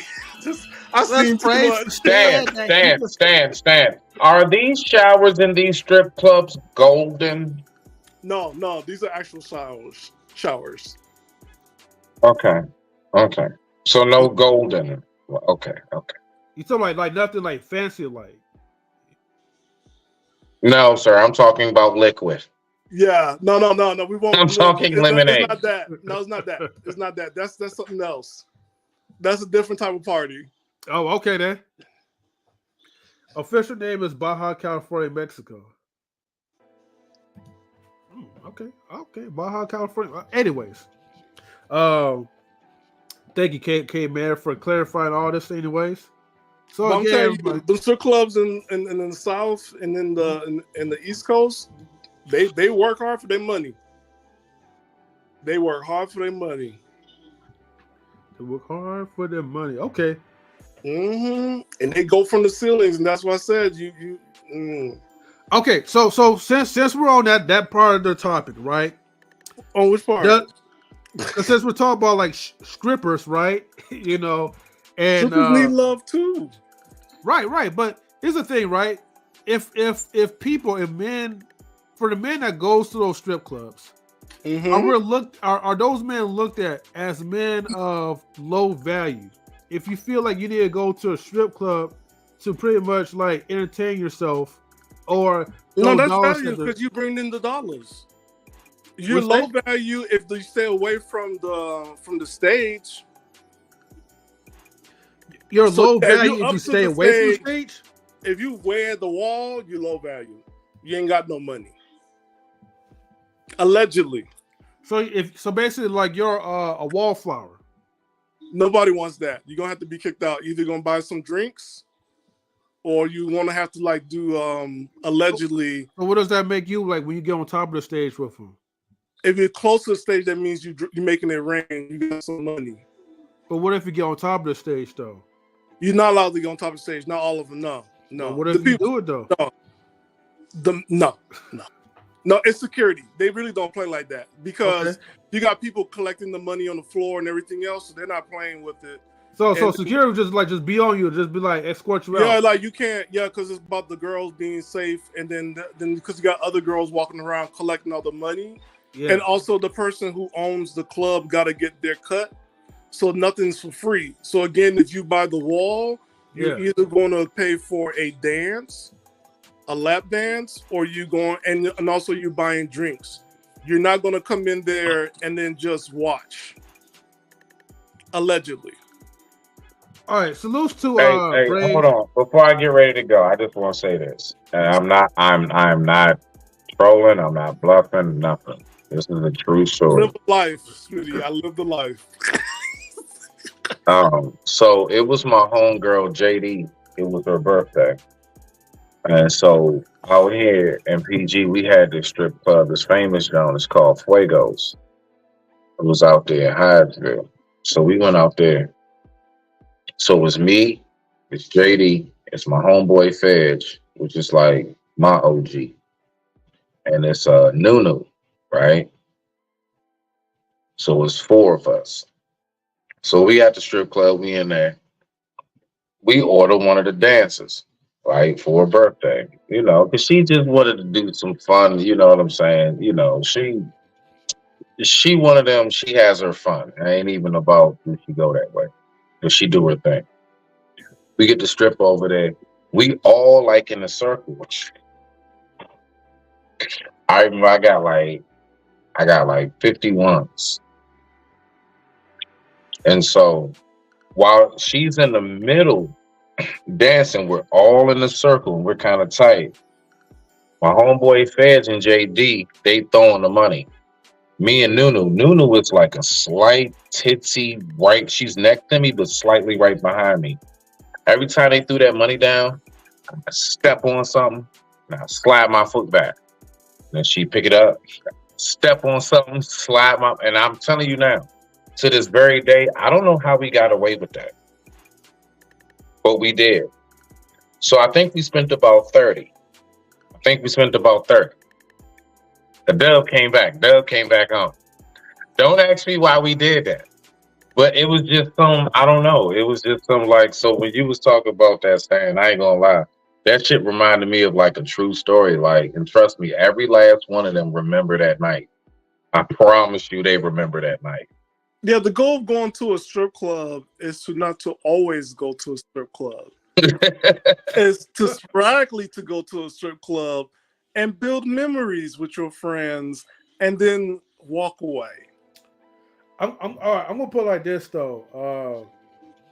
For some guys, I don't even think going to a strip club is like really like just for you to get like a sneak peek at some woman, because it doesn't really benefit you anyway.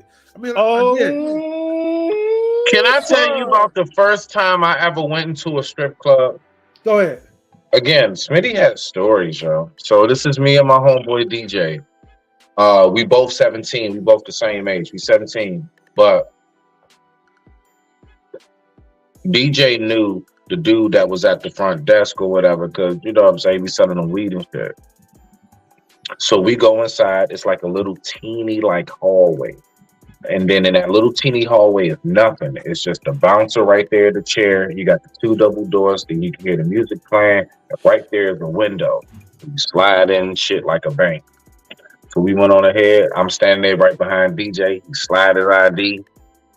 I'm nervous as shit because I'm like, I know we're not of age. Man, he slide that ID back. He go ahead. He slides out 2 wristbands and shit. We clip them bitches on. Guard gets up and he go ahead and let us in. Ooh, we feeling good. Watch this though. So we in there, we chilling. We in the back like corner. Cause we ain't really nothing. We 17 years old, nigga. We ain't trying to be like we trying to wallflower the fuck out that night. We was wallflowering the shit out that night. I will never forget. She looked like she might have been kind of Filipino, Asian-ish. Matter of fact, she looked like a thick version of Jeezy's ex-wife. No bullshit. She like a thick version of her. Yeah. And her hair was more kind of like 80s-ish kind of style. It was more kind of like bigger, but it came down. I remember exactly what she looked like. And she grabbed my boy DJ. She said, "You want to dance?" And so he got his beer and shit. I got my beer and shit. I don't even know how we got the beers, but they served us. We minors, bro. So she takes him by his shirt and she yanks him up. Like, she like, come on. And so I see him. I'm looking, I'm cheering my man on because we've never done this before. And so now I'm looking at him over in the VIP section and she just giving him a lap dance away. And then all of a sudden her hands started, I wait till M3 put that down. Her hands started doing this. She's dancing on him doing this, right? And my man hits this. He gets, man, she yanked his ass up. We got kicked out that damn club so quick. Listen, they put our young ass out. We almost got locked up. We had to get driven home and shit. I ain't playing. We was out beyond curfew. But see, it was worth it though. My man got his lap dance though. But yeah, nah. When she hit that money thing, like, come on, like, cause she looking at him like I'm doing the dance. Like, when you gonna start making it rain? And my nigga, he just hit the just like this. He was like, she yanked his ass up. We was up out of there real quick. But that's my point, right? And salute to K Marion. But see, that's my point, right? I think most people, right, especially like when you're young at that time and you're going to those type of clubs, you're just pretty much just doing it for the experience. Like, you're doing it like with your homeboys. You know what I mean? I'm not saying like I'm there to try to get the validation from them, but it's like It's a rites of passage. Yeah, you just build that. Bro, we just wanted to feel grown. We was Yeah, in the exactly. corner. Right. We had just enough for a beer each. We barely slipped through the guard, nigga. We just wanted to see what it was all about. We just wanted to see what the big, you know what I'm saying, hubbub was about. Right. And man, she came over, gave that man a lap dance, and all hell broke loose. I remember growing up, you always see it, like, why these parking lots is so full? Like, what's going on in here? Why We hearing all the music inside. It sounds like the most lit. And then on top of that, the spot where we at, like it's real suburban. It's kind of like ruralish area. So that bitch looked like one of them. Like it looked like a huge shed barn house. Like the way it's shaped. It looks like no, for real. It looks like a house. It ain't shaped like no kind of club. Miss Kitty on 79. And right across the street from it, it's like a scrap yard and shit. It's like a scrap metal yard. You know what I'm saying? It's like backing in like an industrial section. Yep. And it's like in this industrial section with all these like little it's like a bakery, and you got like a little like liquor store, beer store, and you got like a truck stop for them to fill up, for the truckers to fill up. You got a scrap yard, and then out of nowhere, it's this house shape. It's this big ass house shape. It's a damn strip club. No bullshit. Have you guys ever experienced like a woman like blowing air from her breast at you? No, but I know what it's like to make the pussy fart. I'm sorry. What I say? I'm pleading the fifth. What I say? Okay. I plead the fifth. I'm not gonna say nothing more. I plead the fifth. I said enough tonight. All right, fair enough though. But yeah, that was my experience at age 18, I believe. It was supposed to be like a club that was supposed to be 21 and up. Anyways, you know, we find ways to get in, right, with the homeboys. So salute to those memories. But anyways, yeah. So look, I know, like, you know, we already passed like our time, and I appreciate everybody for sticking around, for tuning in.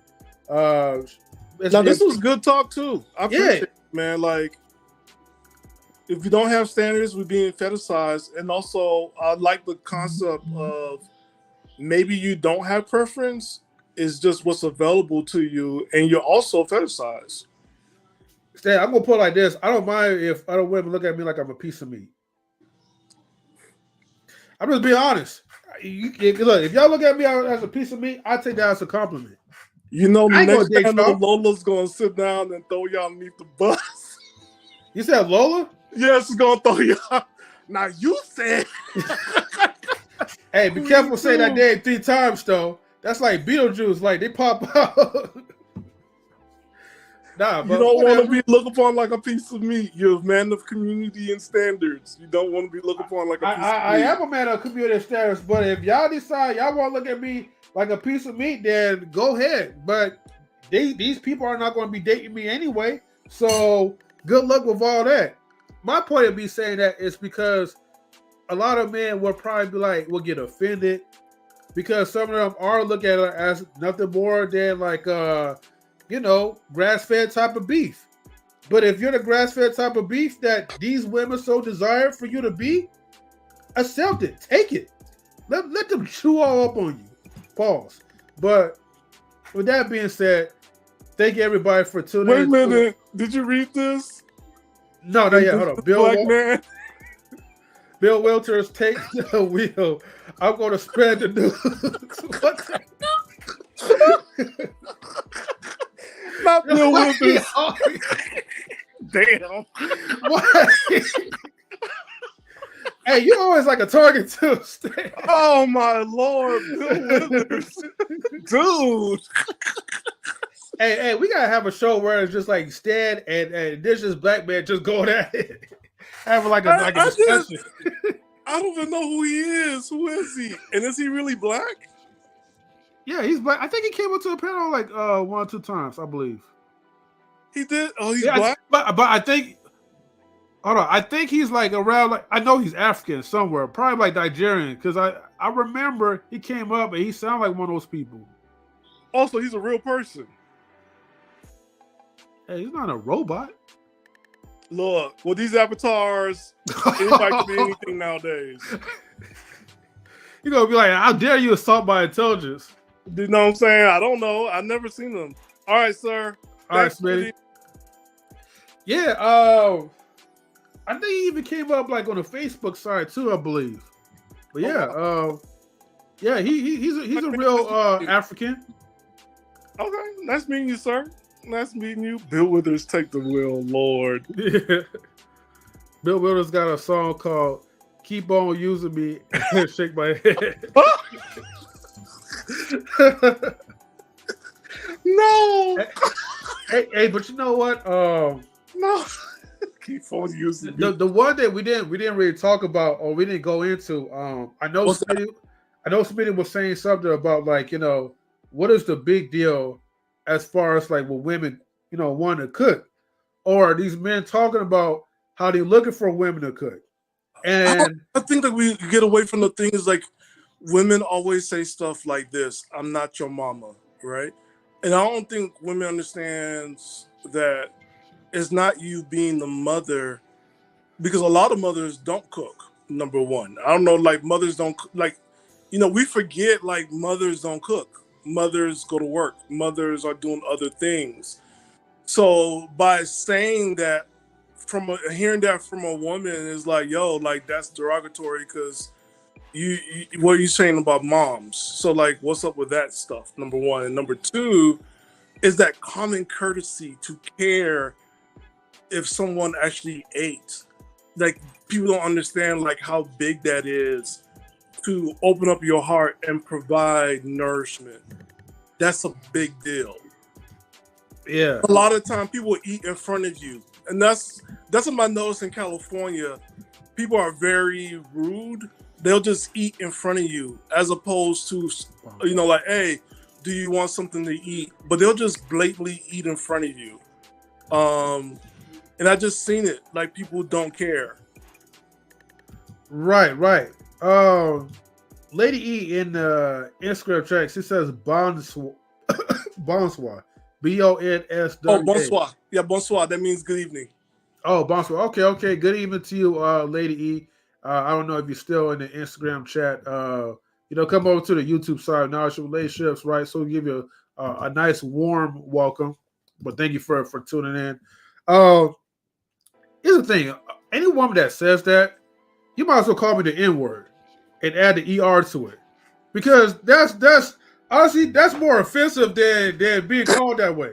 If you gonna just tell that to me, look, you might as well, this is like a pre-breakup. I'm gonna just put it like that. You pre-breaking up with me by saying that type of stuff. Usually, most women, when they do that, right, it is like their form of a love language. Behind, like I said, I don't really care if y'all. Because here's the thing, I never really see much of the appreciation when a woman gets in the kitchen, cooks, or when a woman is like making a sandwich or whatever the type of case is, right?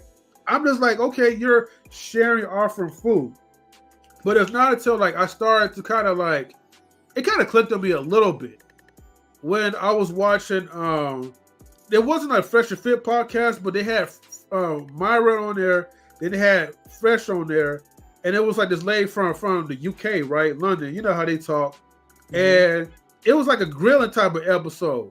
So, but anyways, I thought it was like pretty intriguing when she says that I want to cook for my man, even though I don't think she cook, but I want to cook for my man, but she will feel really, really hurt if a man does not want her to cook for him, because that is part of like their love language. And there's nothing wrong with women expressing their love language if it has to come with food or any other entity. It's just that I just want people to just be educated that look. Let's go for the education part, because I don't go for the love language part. That's acts of service that she's providing for the man that she's cooking. That's still love. But let's be honest, getting outside the love language, I think how a lot of black men get engulfed into another culture easy is because the woman does cook for them, and the woman does care that they fed. The woman does care about them having lunch. I remember one time I have a friend of mine, he's divorced, but when his first wife, my mom had a talk with her about like, hey, do you cook lunch for your husband and send him to work with lunch?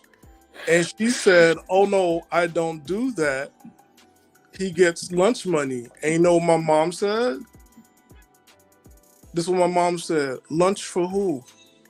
So he can take her out to eat at work? No. You put that money in your pocket and you make him food. And you send him home so the food is only for him. And then you put that money in your pocket. You don't give your husband lunch money. That's what my mom was. But she was making sure that we all understood. Because that's how, when she made lunch for my father to send him to work, that lunch box that my father had was almost a good 5 to 10 pounds every day. But what I was gonna say, like, what she was from, where she was from, she's Haitian. My mother, yes. No, I know your mother's Haitian, but the one No. that She's African American, but she was a stay-at-home mom, and my mom was like, "Look, you just make sure that your husband has lunch. Don't give him lunch money. Make sure that he has lunch, but don't give him lunch money because he's going to meet other women with that lunch money." I mean, yeah. But understand what my mom is. But this is when they're in their 20s. My mom is not. My mother is taught how to be a wife. You're looking at generations of women teaching women, don't do this, do that, and there's a reason why. We're not saying that all men, but you just want to exclude the possibility of that, right? Like why he has lunch money for what? It sound, even when you tell me that story, I'm like, that story, it just sounded so weird, right? Because what grown woman would give her husband lunch money? I don't need your money. She don't want to cook for him because that's her thing. Like, I don't want to cook for him. Okay, and they said, "Are you giving him dinner when he get home?" And she was like, "Well, if I can't cook, I'll cook." And she's like, "Well, don't you eat?" What? So if you're eating, why is he not eating? So is she going out herself to eat? Look, I didn't go into details. I figured this was women's work, and then me and my homeboy just stepped outside and let the women talk. But that's the thing about it. It's more of like, look, I mean, the whole cooking thing is kind of insultive to a lot of people. But I'm like, I'll be honest with you, right? When I cook, right, my house, there's something we don't do. I don't cook for myself. It's very rude. Now, I had a girlfriend, not from church. This after church. Okay. And the thing that, and I told her that was very rude. Like, she'll come in my house, she'll cook food and use my food, but she'll only cook it for herself. She'll use your food to cook for herself. Yes. And then did she immediately kick her out of your house? No. But she'll say, "Well, if you want some, let me know and I'll cook you some." And I'm looking at her like, "You're using my pots, my pans, or I'll clean it." And I'm looking at her, I'm like, and I did one better. I'm like, "That's okay." While she's cooking, I went out, got some food from the restaurant, and brought it back. And I'm like, "How's your stuff doing?" Petty, that's to a whole nother degree. Like, don't play with me. I'm petty. Like, and when you done cooking, make sure you clean the pots and dishes. You don't take no Tupperware. Eat everything that you ate. Eat everything that you cook. Don't throw nothing away. And she did, and that was it. Like, let me take you home. But I told her after that, I'm like, you won't ever do that again. That's so disrespectful. Women like to press buttons, and that's okay. But I told her, like, yo, that's disrespectful. Because when I cook for everybody. And that's the whole thing. You never cook for yourself. And I get that people are raised differently. But in my household, if I keep on click on that stovetop, why are you wasting the gas? Why everybody ruining my pots? It's not going to work in a Haitian household. You cook one time, and it better be for everybody. Because we're not going to have 7 meals in this house. It's not going to happen. Well, I guess to be fair, she did ask, "Did you want something?" before she started cooking. You use my food. You use my food. But I ate in front of her. I ate in front of her. I had appetizers. I had the main course. I even had dessert. And I had a drink from the restaurant. I was sure enough there, and I bought it just for me.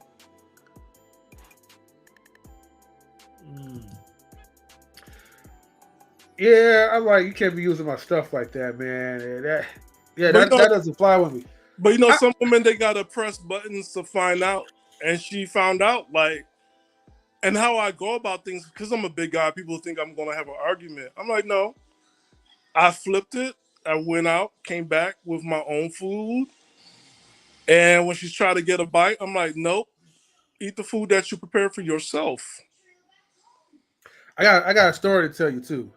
And I'm glad we're having this topic or whatever because what you just displayed is a man with standards, but setting like setting the what you call it, the breaking, not the breaking points, but it's not even red flags, it's deal breakers. But so a guy like me, right? Okay. Remember, like I said, like once you start understanding your value, you start to operate and move differently. Okay. So again, it wasn't until like maybe in my early 30s when I started to slow, probably by the time I was like 34 or 5 or something, I really understood my value. And now getting close like to like almost becoming 40, it's like everything is like it's finalized, solidified. Like I understand the true worth.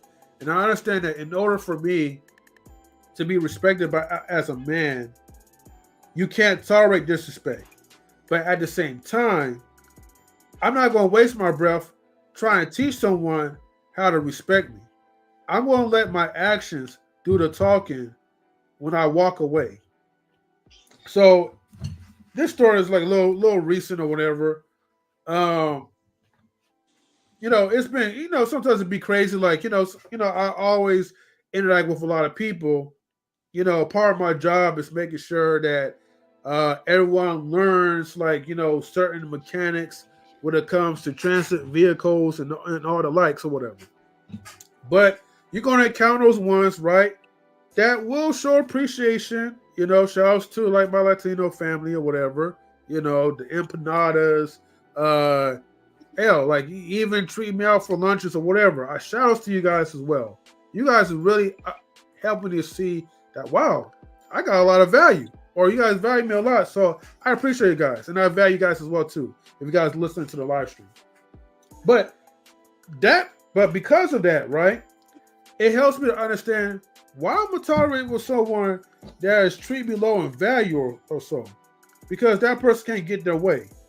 So I remember this person wanted my attention, and I'm like, man, I'm busy doing this, I'm busy doing that. I'm literally actually working. I'm trying to get overtime to feed my family and my 9 birds or whatever. Everybody got to eat, right? But this person wasn't respecting the value of time that I put in for education, for learning for my own self, so I can help train other people. And so this person wanted me to take her to a park or whatever. Mind you, she has like I forgot. I can't say this on the live stream, but mind you, she got her own vehicle. I'm going to just say that, right? That belongs to her husband. But anyways, you could just drive there yourself.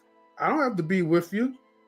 So why the need for me to drive you in my own car, right? That's what I told her. But then I was like, okay. I thought about it. I was like, well, I am a little bored. My time is going kind of slow or whatever. Wow, I have a lot of free time for whatever reason. Hell, I might want to enjoy myself, take some pictures or whatever. I was actually thinking about going to that same park too and probably do some exercise. So I was going to invite this person to come with me. But as soon as I approached this person was already mad because I already told her showed her my worth, right? I told her I didn't really have the time like that.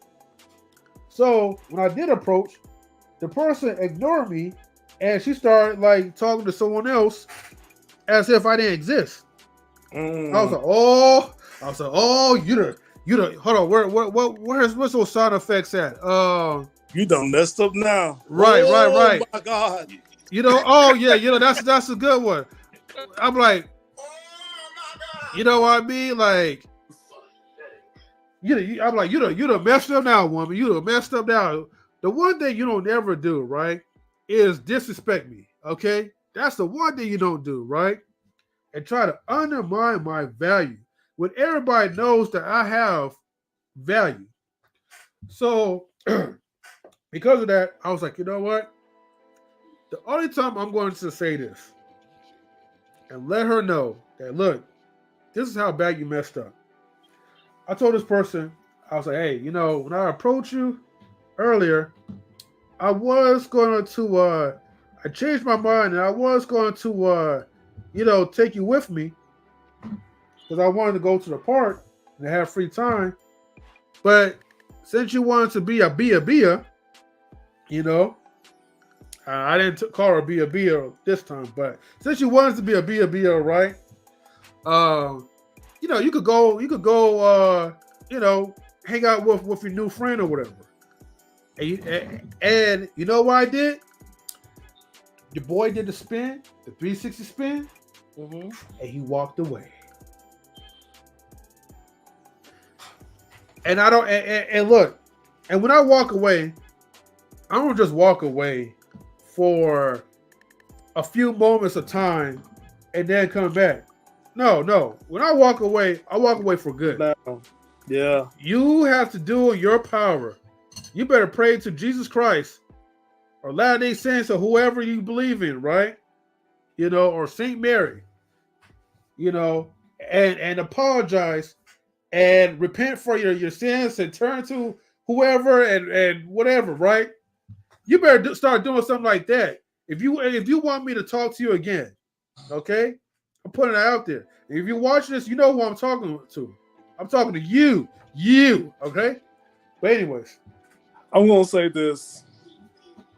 I have to say the last night's show was very good. The intellectual soapbox about churches and everything else. And I will say that it's part of my growing up because it did take a decade of my life. That experience of being in that religious setting and constantly being disrespected has built something inside of me, like a resilience of cutting people off and also letting people know what time it is. And that's me looking into that's me looking at like where you can learn from something, right? Right. Because that whole thing of because we are of the same faith, I should be accepting your BS is not loving at all. And it's not loving to yourself. That, and also not loving to you too, because you need to grow in character. You're part of this environment, and this environment is encouraging you to have a very horrible character. And God had baptized me to go ahead and teach you a lesson today. And I might have to give you Jesus. Jesus. Allegedly.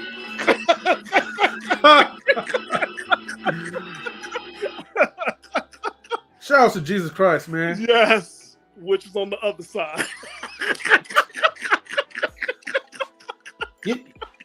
Stan, like because like literally the two people, I'm gonna say this and I give them nicknames, Doodoo and Shady. Doodoo and Shady, right? Yeah. Man, when now like it's been a couple of years, but now when I see the spirits of Doodoo and Shady, it is easy for me to call out the Doodoo and Shady of others, and I want no part of this. Disappear into the ether, and that's it. Right, man. I wanted to share like just like there's one little testimony, right? Because and Stan, I'm glad you shared that because that sounds like a lot of growth, man. You know me how I feel about church, and I already know how you feel about church, and especially one particular church. right? The so-called one true church, which is not really the one true church at all. Okay? Can't be the church. You came in 1970s. You late. Exactly. Real late. But I digress, right? I'm sorry. The thing is, like, I realized that, like, once I became free within Christ, I didn't care if I came back or not, you know. And if I do come back, I come back in my own terms. Yeah. I don't need you to tell me to do this or require me for me to do that. Because I'm going to tell you, like, look, I'm a free agent. I do whatever I want to do. Yep. And whatever's my calling, I'm going to do it. Not for you, not for me, but for whatever that Christ has for me. Okay? Yeah, that we're responsible. We're responsible for the gifts and talents and also the opportunity that present itself. Because when we stand in front of God himself, he's going to ask us, what do we do with our gifts? And I cannot say ever, well, because of such and such. There's a point in our growth that you're going to be in the valley, and that valley means I have to leave because I'm called elsewhere. It's in the Bible. But evidently, once you do the studies of getting in and baptized, which I'm grateful for, and I'm not going to get baptized again. I'm not going to do it again. It's not even required. Yes, because I already read the Bible. Like, just because your heart was on something else, my heart was where it's supposed to be, and that's it. Read Philippians, Acts. It's all there, baby. Just read it, right? But that's the fact of the matter is, all of us is going to have to give accountability for the gifts that God gave us, the opportunities that presented itself there. And what saddens me is that in this environment, it seemed holy to miss out on opportunities to be part of an organization. And I'm like, yo, that's totally against what God wants. Like, you know what I'm saying? Like, maybe you're supposed to move here because there's something else that's there based on what God needs you to be. Stan, can I just say something real quick? Yeah. I think we all forget that, you know, we have this thing that we may call it a conscience, but it's really like the Holy Spirit. You know, that's something they don't teach. you know, we have like the Holy Spirit that actually guides us.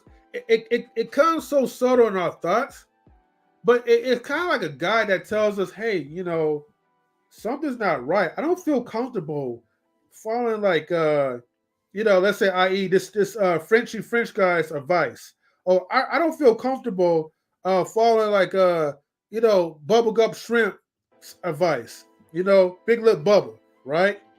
So I don't feel comfortable taking advice from men that already told me numerous times that they don't really like me like that. So I gotta be careful of like who I'm taking advice from, right? Or let's say like, okay, you may not want to do something, but something's in you that's telling you to do it. So I'm gonna just put this out there again. For the ones who still watch, because I know y'all watch me on Facebook, I know y'all watch me somewhere on Instagram, maybe whatever, right? Y'all might be watching me from YouTube. Who knows? Look, I'm glad that I'm free within my liberation with Christ, because the thing is, if I'm bound to a church, I will never be able to express the power or utilize whatever power that God has planned in store for us, for my wife, and for our household. And lately on Friday nights, we've been hosting Bible talks with Latinos, Tinos, whatever, right? Latinos. They're all whatever. And there's still some mixed group. You know, black, white people come too. But the point I'm just trying to make is, right? Instead, I know you're smart because I know you have your little jokes. I'm not Latino, okay? But look, shout out to my Latinos anyway. The point is that, like, okay, you know, God like has really called us to really do something, and it kind of brought me back from my spiritual slump into the reality that, look, I'm still like a disciple no matter what. I know people don't understand what disciple is. So I'm gonna add on to that real quick. yeah. Say slump. It's not slump. Have you thought of that? It was respite. Respite? You needed rest. You came from an environment that you fought every day. Right. Right? Like a soldier or warrior, you have to rest, rebuild, collect your thoughts for the next stage of your life. Huh. So I want to put that out there for you. It wasn't a slump. Okay. It was straight up like God provided respite.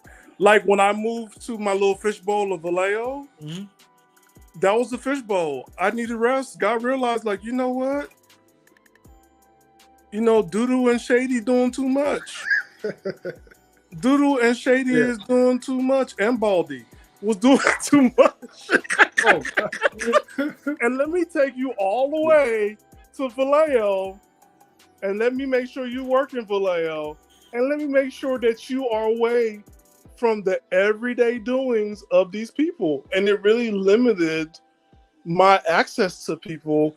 And also when I was getting a lot better, to leave. And then God gave me to put me in a bigger place. Yeah. And I'm grateful for the landlords that's there because they're from the church and they didn't do anything to me or kick me out or anything like that. Yeah. Super grateful to this day, and also helped out my family when they came by and stayed with me for the summer and everything else. Nice. And so like I'm grateful, right?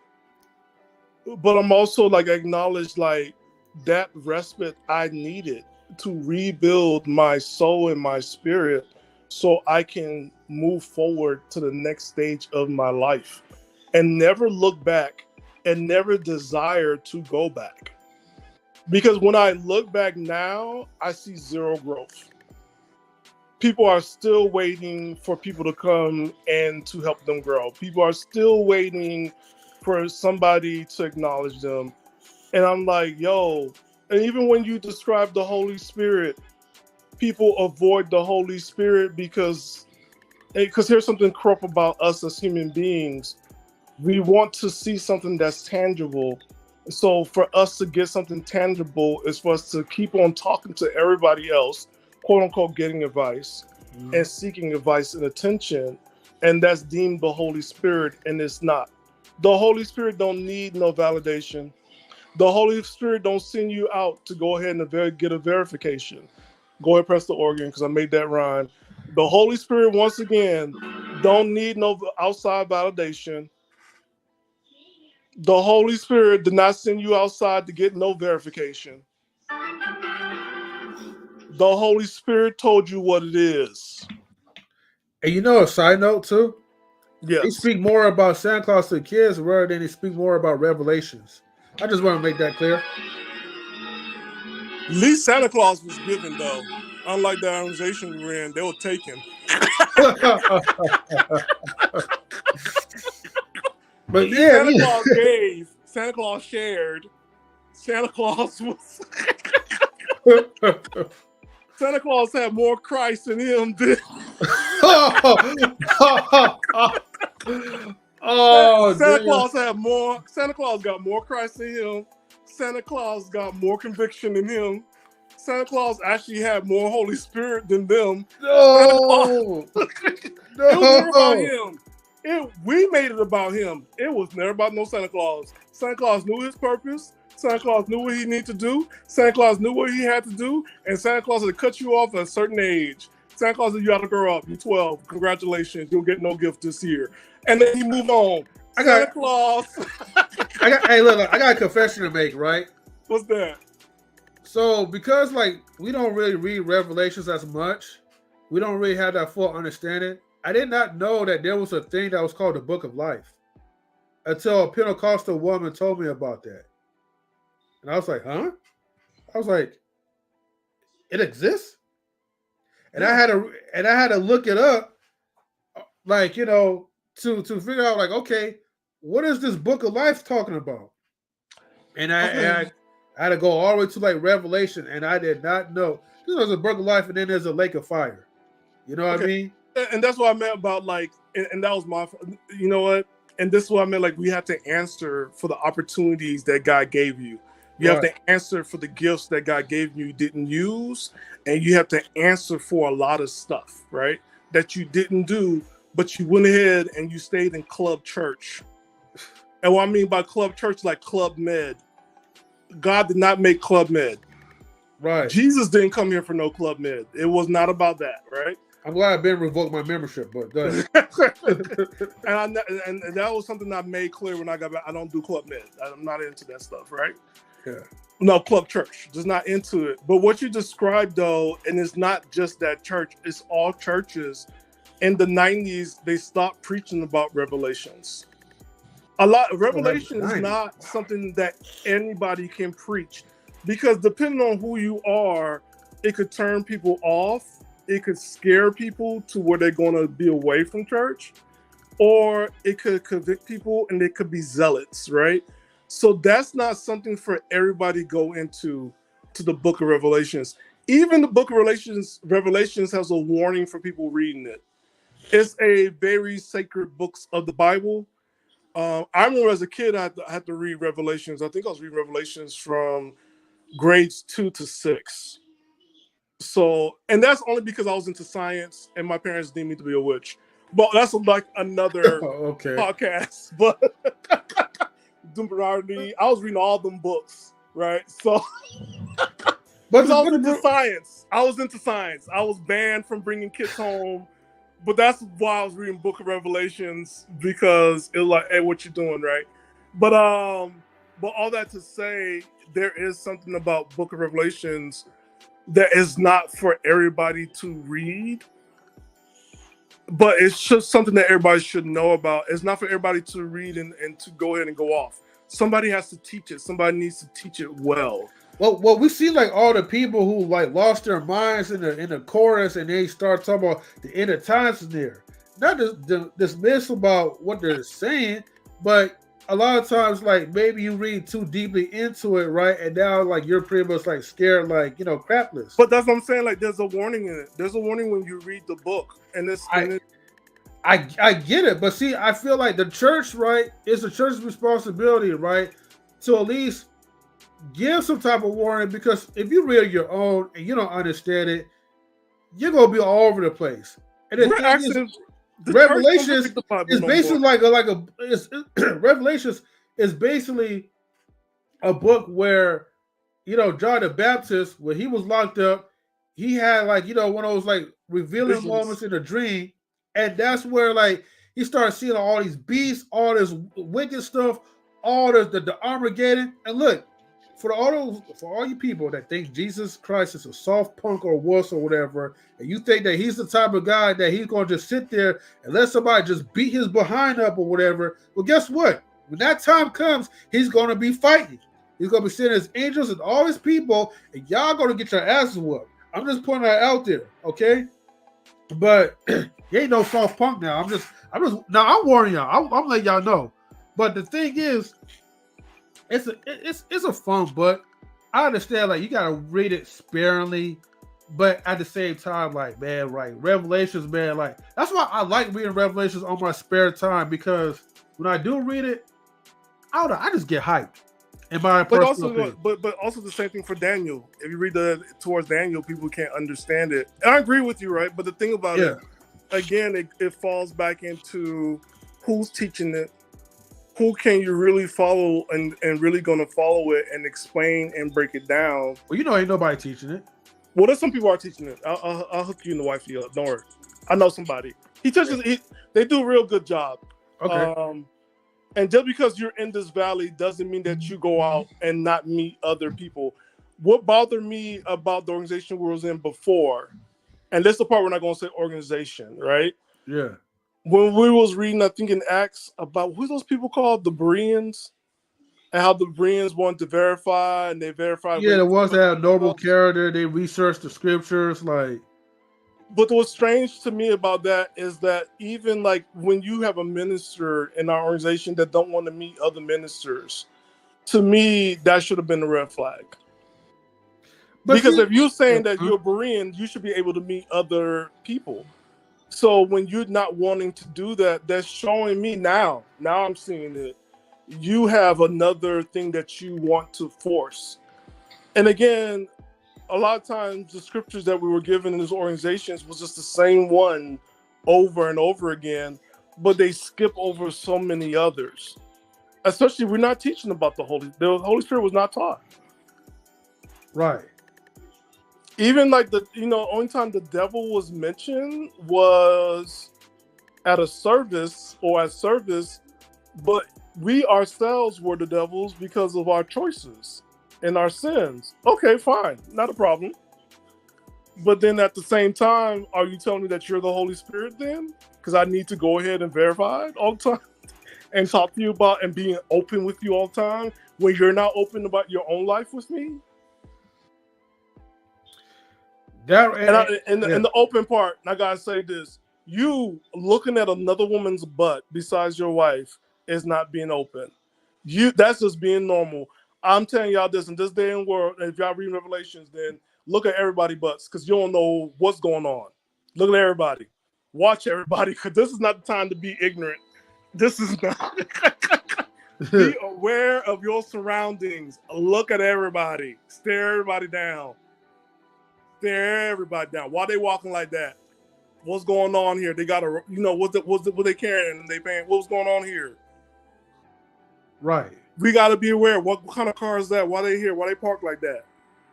You have to be aware now. To be ignorant and you think that's spiritual, to me, that's silly. There's nothing spiritual about to be ignorant. And that's another cult. The cult of innocence. You're grown. You have a life experience. You know what's going on here. Stop acting like you're innocent. You're not. It's okay. It does not mean you're sinful. You've been baptized. You belong to Christ. He took away your sins. Yes, you're still sinning. That means we got to draw closer to Christ. You keep on praying. 3 times, remember what Paul said, 3 times asked God to take away the thorn. He didn't. You know why he didn't take away the thorn? So you can have compassion for others. So you go ahead and clean on God and not clean on your own strength. Keep that in mind. Not your own strength. Keep it on God.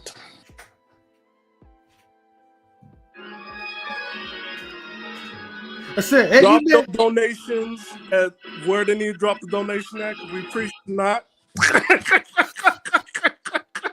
So if you guys want to know where to drop the donations, right, you can drop it on a super chat. But if you don't want me to get taxed by YouTube, okay, and the government, donate to Cash App, Moria Marion, Venmo, or yours truly, PayPal. I think Cash App will probably be a little bit more easier. But anyways, thank you everybody for tuning in. Tonight. Yes. Shout outs to, again, the Kings of Dreams for donating a $5 super chat for before earlier. Kings of Dream. And giving out another $2 for it, which in total, $7 altogether. Even though he couldn't pull up on the chat. But, we're definitely going to collaborate soon. So allow me some time to heal up to the Kings of Dreams. And we're going to definitely set some up because I do want to kind of get into just those overall topics when you're going outside of the United States and you're dating other people and people are looking at you like you have no standards because you're going out of the country. But to be honest with you, that's when you're actually showing true strength, because not only you're not tolerated westernized American behavior, but you're showing them by action that I'm not going to argue with you. I'm going to actually fly out and I'm going to look for someone that I deem as something that's better for me as cultural values. But again, everyone's different. You know what's crazy about, not crazy, but very different, right? Yeah. For decades, women have gone to Jamaica and gone to other islands and girls' trips. Still got group back. For decades, right? Mexico and everything, right? And now men are going out there with the purpose of they haven't been loved, they want to be loved, or they're also doing it for gratification, right? Yep. Or they want to get married, right? And start a family and everything else, right? Absolutely. But what I'm looking and what I'm looking at, right, is the fact that, you know, men have never said anything about these trips when women always gone, right? But women say something about men when men are doing it.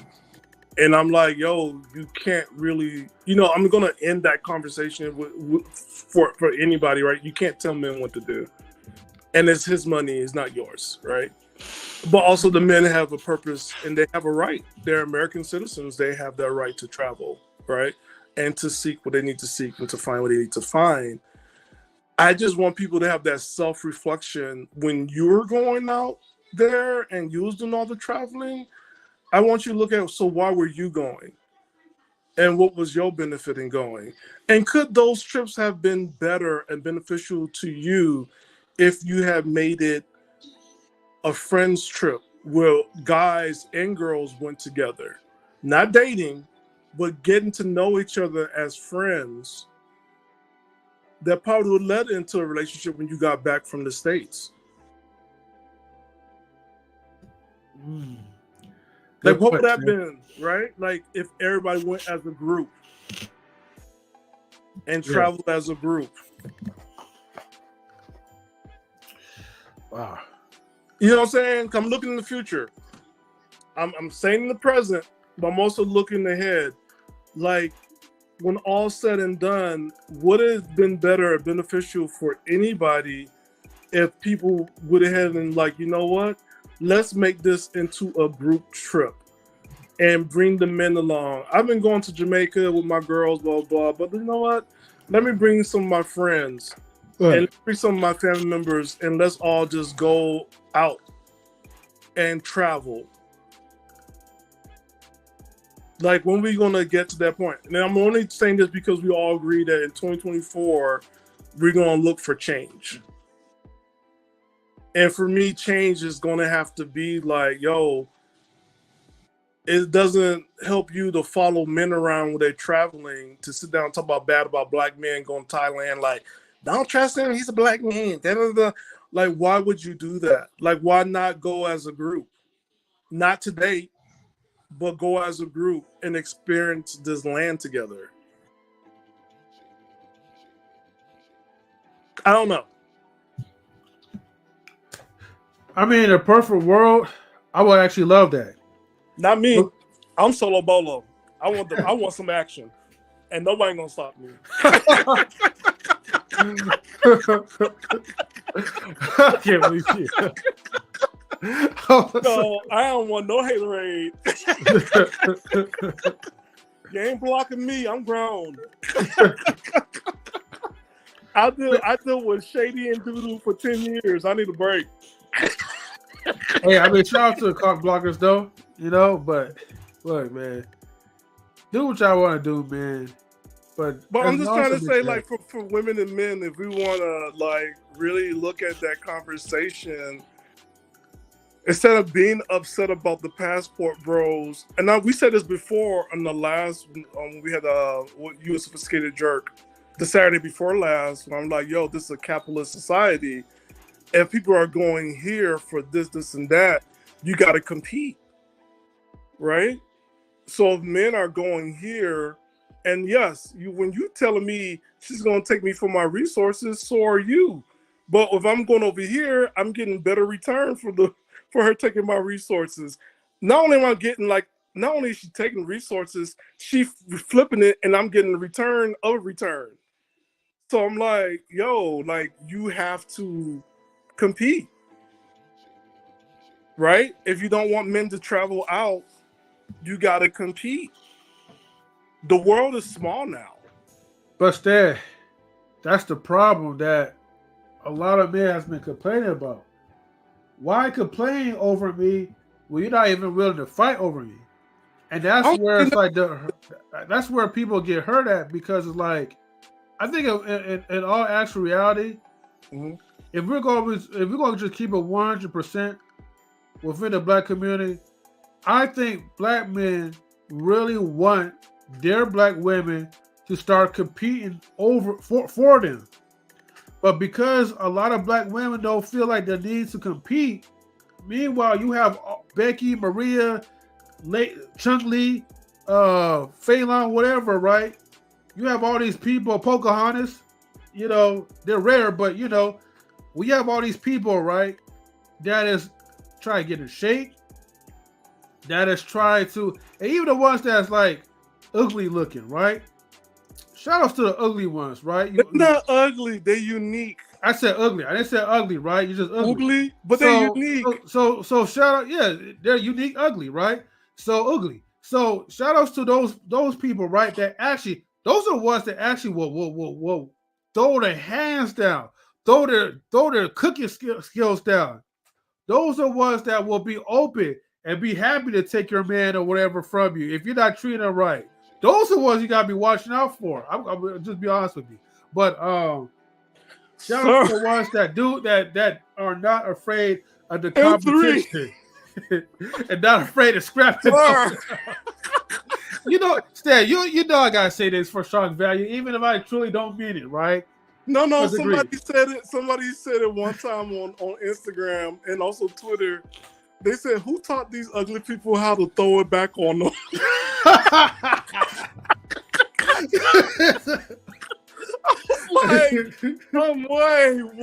I have a new look, bro. I have a new appreciation for like the average and somewhat below average ones. Like, yo, y'all be. It's like no holds barred with y'all. Like y'all, when y'all desperate, y'all let a brother know. Like, look, man. Like, hey, you know, we know this person you with is pretty, but we'll give you a pretty good time if you'll let us. So, shout outs to those ones in a comedic type of way. But no, horrible. Like black men really do get offended, right? When their own women is not competing hard enough, like for them, and will blatantly tell you that I don't need to fight for you. You could have whoever that you want to have and go get them. That is kind of where it's like there's like resentment that's coming in, and I don't see resentment anymore. You know what I see? What I'm seeing is kind of scary. I'm seeing that the two genders are now on different paths. That's the resentment. That's part of the resentment. I don't see the resentment because neither one of them have had an experience with each other. It's kind of like it's empty. So if you're telling me that black men are this, and that, right? However old you are, if you're under 30, but you never really had an experience with a black person because he had no interest in you whatsoever. So there's no experience that's there for you to say that. I'm now beginning to wonder about like, yo, are y'all now like two separate species? Is that's what I'm looking at? Because it's not realistic that everybody have a shared experience when nobody's actually doing the sharing. You know what I'm saying? Like you haven't gone out to a nightclub and danced and met each other in a nightclub, or you know what I'm saying, or gone to a school club and danced. Like those social gatherings has been gone for like, you know, realistically, right? The 90s is now almost 30 years ago. Right. So, and I'm being realistic here, if you're under 30, right? You really, when you say these things, I'm like, was it really based on when you haven't had those experiences? And even like what Smitty said, like we're in this very diverse, everybody's everything right now, right? Like I'm looking at it like, yo, like, did you really, are you just saying this to say it because everybody else is saying it? Because it's not making any sense to have that much rage, but it's not really based on anything that strong to have this much rage. Yeah. And at such a young age. And that's the part where I'm like, I'm concerned, like, yo, like, are you just saying this to say this? Did you learn this in the class at college? Like, because it's not making any sense for you to have this attitude towards a gender. It just does not make any sense to me. It just doesn't. So I'm wondering, like, is this something else that's going on that we don't know that needs to be exposed? because it seemed very like it's not. You know what I'm saying? Well, that's why we have these discussions, man. Because honestly, like we're still trying to crack into like the psychology of things, because we know something is. I'm gonna put it like this: something is this is not the norm. You know what I mean? To have a wavelength of men and women going their own entire way, especially like our own people, there is a really, really strong disconnect, and we could do whatever we can to try to bridge these I connections don't think it can be together. bridge. I'm gonna be honest with you. It can't be bridge. And that's a It can't- problem. And you know why? Because I'm looking at it, I can't be what you call it, reset. It's done for Yeah. me. I've seen too much. I experienced too much, and just call it what it is. I think it's going to be a couple of generations after for it to going to be reconnect. Because even what we said earlier before, for you and Smitty and Grizz, you're dating black women is rare. Even my big brother is dating black women. That stuff is rare in the Bay Area, California. It just is. And other people like me, like that's not true. And let's just cut it out. It's not true. It's rare to see a black man interested in a black woman. It's just rare here. And what happens in California happens in the rest of America. So I'm wondering, like, what is going on here? Like, this stuff is taking place. Is it in the water? Is it some messaging that's going on? Is it schools? Is it happening because, you know, what we're going to look at in the future, and we already see it so much in a couple of towns, even the blacks that are mixed, they're not even dating themselves. So, you know what I'm saying? Like, you are relate. Both of you guys have gone through similar backgrounds. You guys could relate, but you're not even dating yourselves. Right. And that right there, I'm like, yo, in the South, you probably would have gotten married because you guys had the same similar background and everything else, and the understanding and everything else. But in California, we see it's not happening. So I'm just wondering what's really happening, because if we're looking at it in 10 years,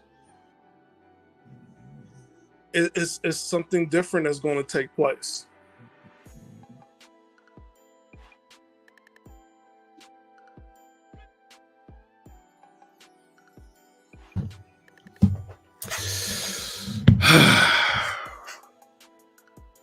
We gotta just kind of leave it as a profound mystery, and it's like, unfortunately, it's like we have to kind of move on from it.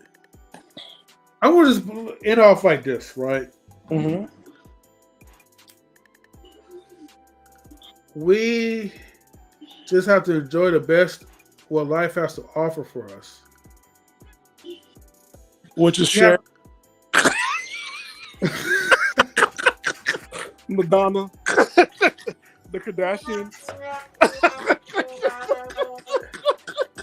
Hey, shout out to all my Kruger woman, right? You know what I mean? And Sabretooth. Hey, Sabretooth needs love too, right? But look. Oh, they giving out love. You know, they giving out love. And they need love too while they're giving.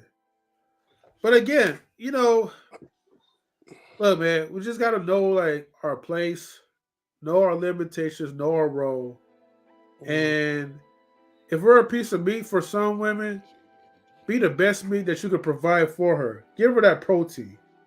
But if you're looking for love and you want to go beyond that, then you understand this though. Run away from Potiphar's wife, Joseph. Run away from Potiphar's wife. You said the prodigal wife? Potiphar's wife, like Joseph. Potiphar's wife? Oh. Run away from Potiphar's wife. Just run away. Save yourself. God will reward you with a wife of your own. That's pure. Run. Save yourself. Don't go inside that wicked woman's house. Once you open that door, you get in. You're not coming out. Mm-hmm. Run, sir. Run. But look, y'all. Stay holy, stay blessed, man, and thank you everybody for tuning in. You know, yeah, this was a good topic, man. Like, thank you everybody for just taking your time out. I know y'all gotta go to work or whatever, but anyways, man, you know, pray for your boys, man. Pray for the boys out there, man, and That's doing tricks for share. exactly. We now got like Instagram male models looking for love in all the wrong places, looking for love. Looking for love. Different faces. Look, man, it ain't nothing wrong being a male model, man. That's how you get like share, bro. I'm telling you. You want the celebrity cougars, man? Like, you know, That's the because their mama never loved them. Kicked them out the projects when they turned 18. They had no Section 8. Well, that's a perfect time for you to be a model. Most models, right, becomes models when their mothers don't love them that much. And you know what? You take all that stuff to modeling school. 18. Huh? And they got kicked out the house when they turned 18, had no Section 8, and had to walk the streets of Oakland and had to get picked up by Cher and Madonna. Yeah, but your past doesn't matter once you get picked up by those women because they're going to take care of you. They're going to be the ones that are going to cook you a nice, like, wholesome type of meal. It may not be black food that you want, but it's going to be some type of food.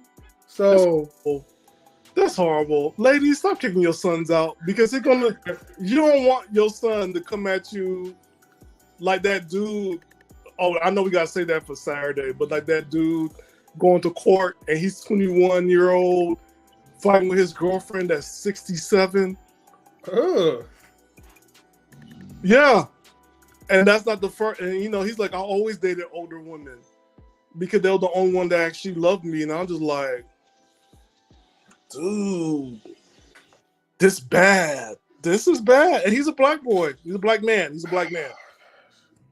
And the judge had to talk to the woman to woman. She's like, yo, you know what you're doing is wrong because he doesn't know any better. And you know. And that's what I'm saying. Like, I don't know if it's low standards because. But that's the same thing when a guy's mom kicked him out of the house and he started dating any woman outside of black because of that. Because they took care of him. Bro, so here's the thing, right? Oh my gosh. these goddamn Jezebels know what they're doing, bro. That's what I'm saying. Shout out to the ugly ones, right? And the saber tooth to the Krugers, right? Y'all got so much experience. Y'all know the game. Delilahs. We go the Delilahs. The Delilahs as well too. Yeah, the Delilahs. Like, we're gonna pick up. See, the thing is, why do they Kim Kardashian married Kanye West for so long? They like picking up the broken black people because it's easier to attain. Like, oh, the way to win a black man's heart, make sure he's broken by like his single black mother. Make sure that he's broken by society and within his own people. And when he's broken down to the point of no return, you're going to pick him back up. You're going to give him a hug. And then you're going to show him the way. Show you the way. Show you the way. Show you the way. You know what this also sound like? What? Church.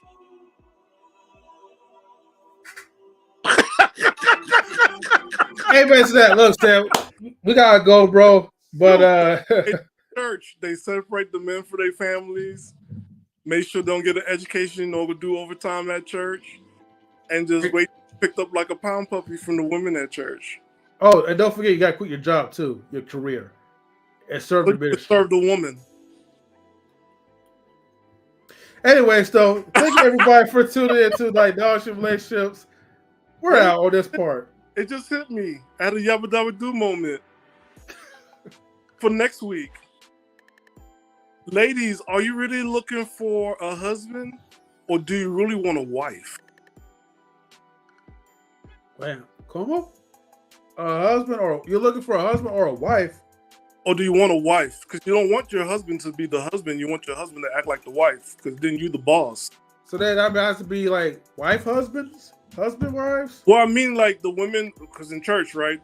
The husband stay home, cooking, cleaning everything else while she actually brings in the bread and she has the house, right? Or maybe they just want to be the husband. We're looking at it, the common modern woman, like, do you really want a husband? Do you really want him to lead or do you want to lead? Which therefore makes him the wife. It makes her the husband. Yeah. So do you really want to have a husband? And let's be honest, it's a modern times. Or actually looking for a wife. I'm just saying. I'm just observing the conversations that we've been having, and I'm just piecing the pieces together, and that's all I'm going to say. So next week, ladies, do you really want a husband or do you really want a wife? And we all know the answer to that. That Well, goes who's cap. we have to let the ladies answer it for themselves. We can't answer for the women. I know it's gonna be cap, but yeah. So choose your cap wisely. The blue cap, the navy blue cap, the dark blue cap, or the sky blue cap. Anyways, see you later, everybody. We are out.